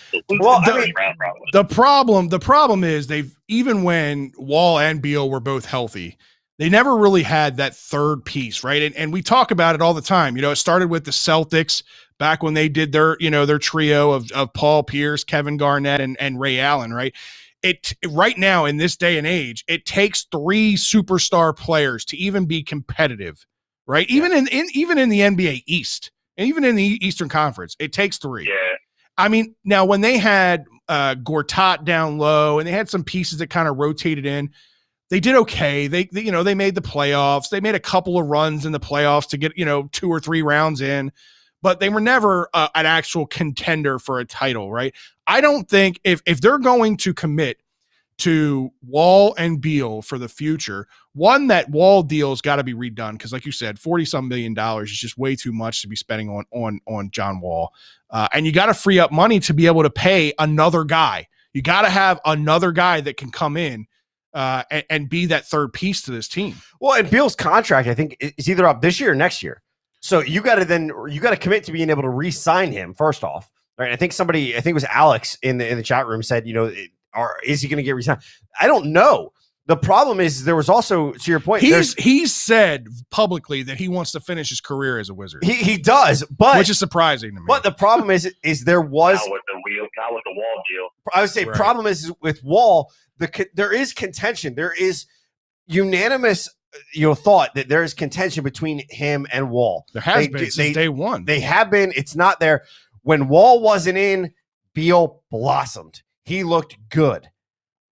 They had nobody else to go to. They had right, exactly. So if you get him another guy that he can kind of depend on, Wall can play the role that he needs to. Fucking Kevin Durant. But you need to make it happen. So look, I don't know. I just don't think, to Ryan's point, the Wizards can't rebuild when they were never built. They were never built. The Wizards have never been built. I'm going to tell you now, like there were a couple of times, and I'm older, right? I'm a little older. There were a couple of times where I was, and I'm not a diehard Wizard fan or anything. It's just I root for the Wizards because it's the closest team that I have to home, and it's the team I get to watch. That was why I wasn't in high school and beyond. They were the closest. Yeah, they're the closest, and I get to watch them on local TV. Like that's why I watch them. But back in the Rod Strickland, Juwan Howard, Chris Webber, George Mirasan, NBA Donk, George Mirasan days. Like they were fun to watch, right? And then even later on in the, Gilbert Arenas and Caron Butler, Jameson, and even, what was the guard that came from Cleveland? Oh, you mean 10 years ago? It was a while ago. But anyway, they had a couple of runs where they were legit and they kind of got close to the NBA finals. But I think that's what Ryan is saying in the competitive area that is the past 8 to 10 years. Alex, who was the guard that came from Cleveland back in it was in the Gilbert Arenas days, maybe even a year or two before. 1979. I don't know how old Alex is. No, it wasn't 1979. God damn, I can't think of his name. Craig Zero says the Wizards don't have an identity, and that's what we're saying. There's never been anything built right. for the Wizards that they've been able to make something work because it was one of those things that you thought they had a piece or two, but we knew they didn't have it all. Yeah. Right. When you look around the league, the past 8 to 10 years, we said, oh, they got a pretty good piece here. They got a good piece here, but they don't have enough to beat this team or they don't have enough to beat that team. They've never, in my eyes, the Wizards in the past 8 to 10 years, and this is to Ryan's point, have not even been thought about as contenders against some of these top-tier Big Three teams. Drew, this is coming from the biggest Oriole fan that sat through 15 fucking years of mediocrity and below 500 baseball to get where they're at. Like, I get what you're saying, but there were a couple of years in between 15 fucking years where the Wizards were actually competitive and could have gotten to the NBA finals. Like they had a decent run. I'm not saying that they've ever been a perennial. They're never going to be a Lakers. They're never going to be a Celtics. They're never going to be this team that's in the hunt every single year. What I'm saying is in the past 10 years, can you legitimately say in the past 10 years that you've looked at the Wizards roster and said, they're going to be competitive. 10 is like getting real close to the cutoff. That's why I'm saying 10. Yeah. How many times can you sit there and look at it and say, they're going to be a damn contender this year? You really can't. Well, it depends on what you mean by contender, because the NBA Eastern Conference has been god awful for a long fucking time. But that says something when you can't even do that. They've been a contender in the worst conference for a long time as far as conference play. Larry Hughes, he says. Larry Hughes, that's his name. God damn, I couldn't think of his name. It's Larry Hughes, but you got it wrong. Larry Hughes went to Cleveland. Or he went to Cleveland? Okay. I thought he was in Cleveland, came here, and then went to Cleveland again. No, like Rip Hamilton and Ben Wallace were here. Rip Hamilton, yeah, there we go. Cleveland, and he fucking mattered. Right, like that was. They were always the stepping stone. I forgot about those guys. Rip Hamilton was Jameson, Butler, Arenas, and Howard. That's when it was like, okay, maybe they can get it. Right, and then Gilbert Arenas fucking choked the LeBron in the playoffs. As Ryan said, pulled a gun on your teammate and end the franchise. And then that's Hibachi. God, man. I don't know. I like I said, it's hard to root for the NBA. I haven't been a legit NBA like diehard since the Jordan days, since like the late 90s, since what this whole entire fucking documentary was written about. Yeah. I haven't been an NBA's connoisseur. Yeah, high school. It was early 2000s. I was really into it and a little behind because the Wizards were doing really good about those 3 or 4 guys, but it kind of about that time he went to Miami and did the whole spiel. I'm not trying to lay it all on LeBron because then the league kind of became that way. It wasn't just them.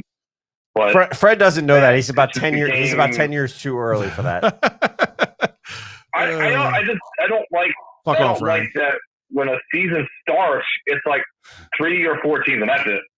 Yeah, is it bad that Ryan and that's they're never going to be there? So like that's why I've always hated the whole, everything that the Celtics did, and then the whole decision by LeBron, and this whole 3-piece combo that ends up taking a team that's been shit to a fucking NBA Finals. So I hate it. You brought up the Celtics. The Celtics kind of, you're right. The Celtics started it, but the Heat situation made it like the Heat's shit. The Heat's response was the response to the Celtics. Right, but that's what I'm saying. The Heat, and they made it work. That was LeBron thing, and that was so did the Celtics. Celtics made it work for quite a few years, but LeBron won the championship with it. So did the Celtics. Celtics won a couple of championships with all three of those guys. Mm-hmm. Pierce and Garnett and Ray Allen. I thought they won the first one before Pierce came They won at least two. Okay, but either way, the LeBron going to Miami was kind of the oh shit moment in the NBA. That this is how you win a championship. Yeah. It was no matter what fucking team Celtics, LeBron went to, the Heat, the Minnesota Timberwolves, the North Dakota SaberCats, whatever he went to, if he was going to partner up with two other legit NBA stars, they were going to be in contention for the NBA title. So to me, like it came down to that situation, right? The Celtics tested it. The Heat proved it. Yeah. That's kind of what happened. I think Craig's saying the NBA started to die because of the Golden State Warriors winning a lot of years and no team bought Harden, LeBron, Kawhi to compete against them to actually end their dynasty. I can't say I agree with that fully. That's not where it started, brother. I agree with you that the Golden State Warriors kind of put a headlock on the league there for a while, but that started way prior to the Warriors. Go ahead, Drew. I'll say he's half right. The core of that Warriors team, they drafted. Yeah. And they brought in like an Iguodala was a great piece. You brought that in. That wasn't like a free splash. When Durant got there, yeah, sure. Right. At that point, it looked like overkill. But is that more on Durant? Is that more on like the theory? Or I agree with that. I agree with that. You go play for them. Like at that point, sure. So you have right. But to me, that's still that core before Durant got there. They were just that good of a team and still winning. But there's a difference there. Sure. There's a difference between a difference between building your core and buying your core. Right? A lot of these other teams that have done it have bought the core. The bought the core has tended to be more of a consistency than anything else. Ryan was like, basically, the Wizards were so bad. Michael Jordan was like, fuck it, I'm coming down and getting a jersey on. I'm going to make this shit happen.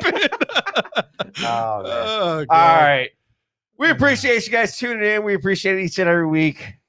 We'll see you guys next week.